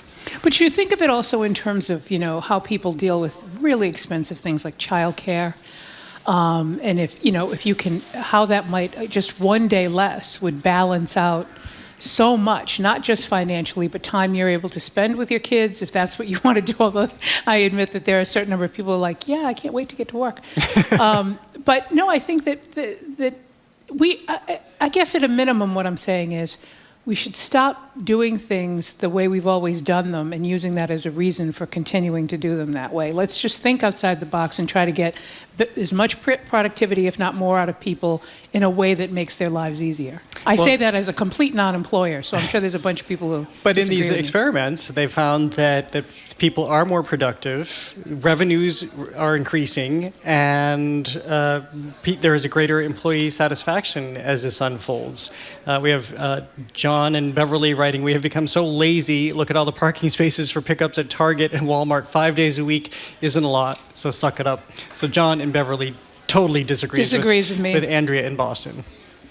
Yeah, and it does, like I said, it does depend on the, and I think reasonable minds, this is something on which reasonable minds could differ, but other countries have been doing it for a very long time, and there's not been any sort of diminution of, massive diminution of productivity in those places. So it's worth a try. Our number is 877-301-8970. We have this texter who's saying, to your point, Andrea, the 4-day work week each week could catch on when younger families realize they can save money on childcare. Just having one of us, the texter writes, move to a 4-day week would save us $400 a month in daycare. That is a sizable savings to move to a 4-day work week. Right. And and you're talking about, we still are battling inflation. People are paying more, for goods and services, and, that may continue for a while.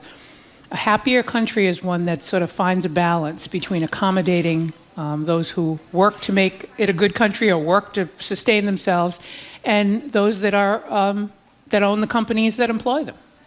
Well, let's start with our callers, and Zach calling from Medford. Hi, Zach. Hi, Zach. Hi there. How are you? Good. Great, thank you.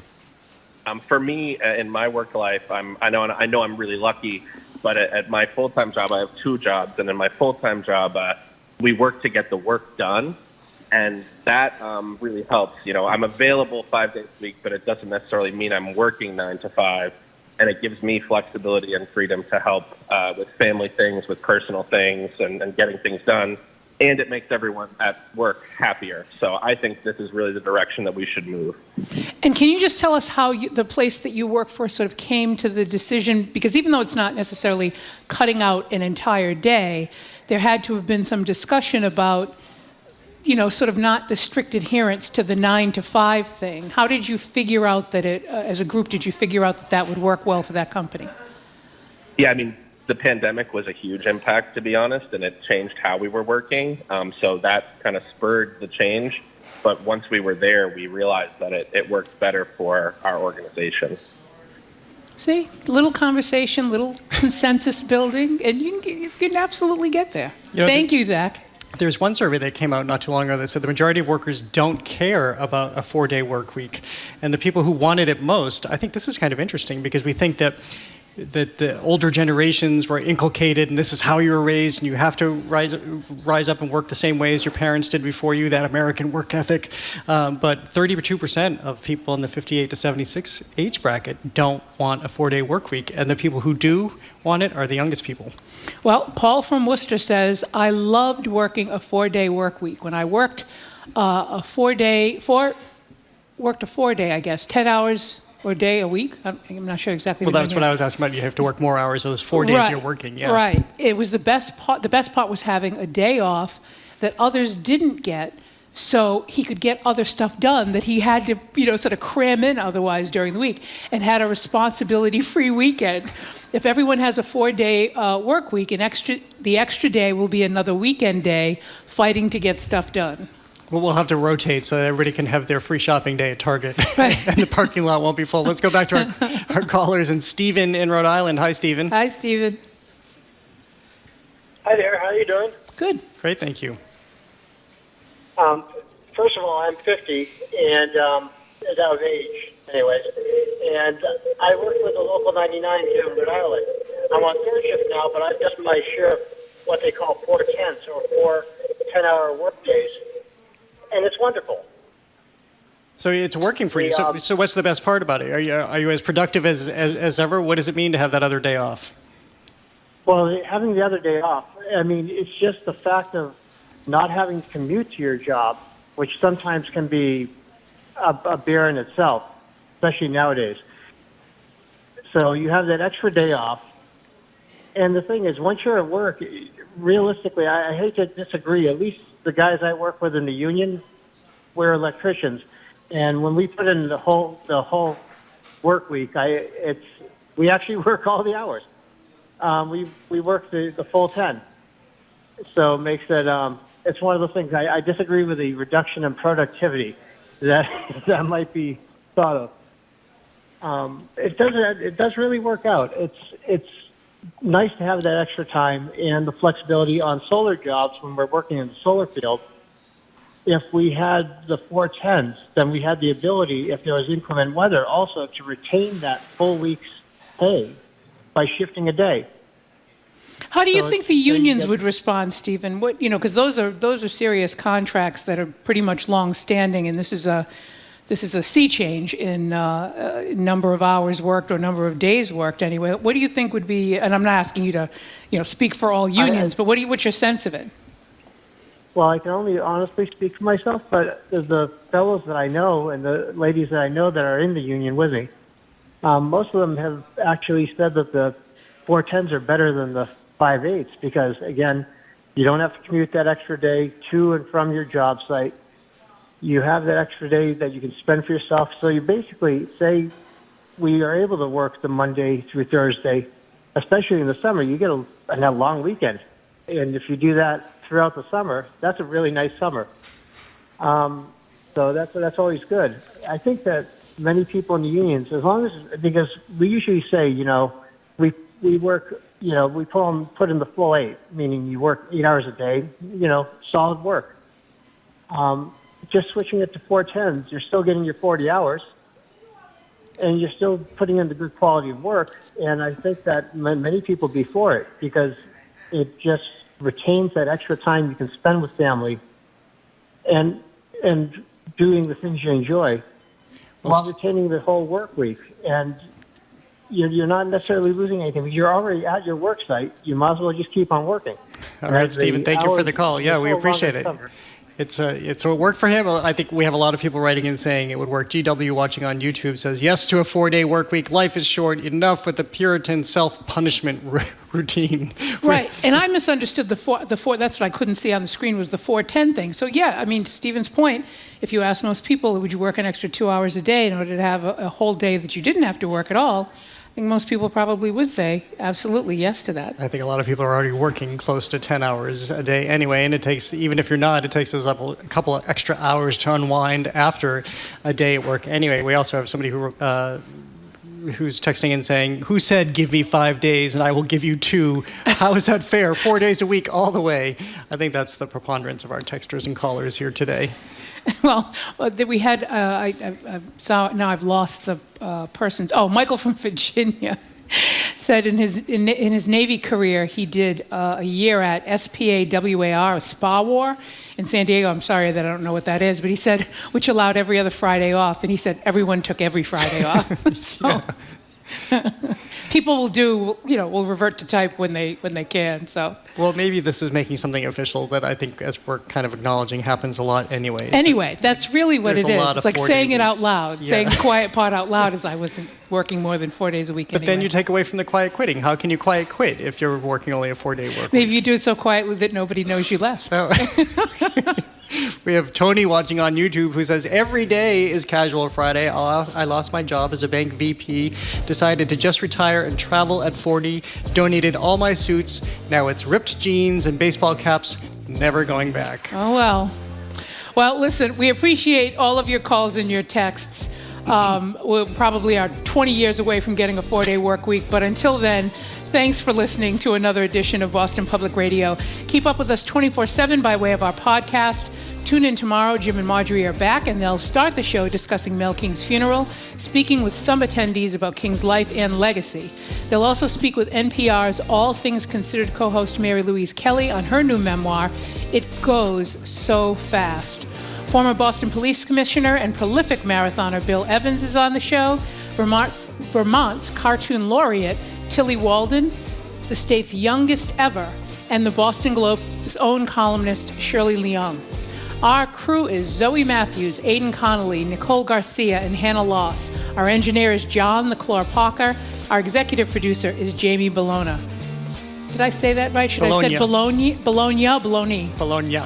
Special thanks to the BPL team, Angelica Marrero, Evelyn Brito, and Steve Barashi. Jared, what is on Open Studio on Friday? On this Friday, we have a big interview with Governor Maura Healey, actually. You might wonder why she's appearing on Open Studio. It's because she has an arts plan that she's already working for in the state, and she'll talk about the investments, where she's making those investments, her idea about using artists in state government, and I ask her about that Sackler name still on the Harvard Art Museums. Of course, she's a Harvard alum, and she has something to say about that, too. That should be very good. Well, I am Jared Bowen. I am Andrea Cabral. Have a great afternoon.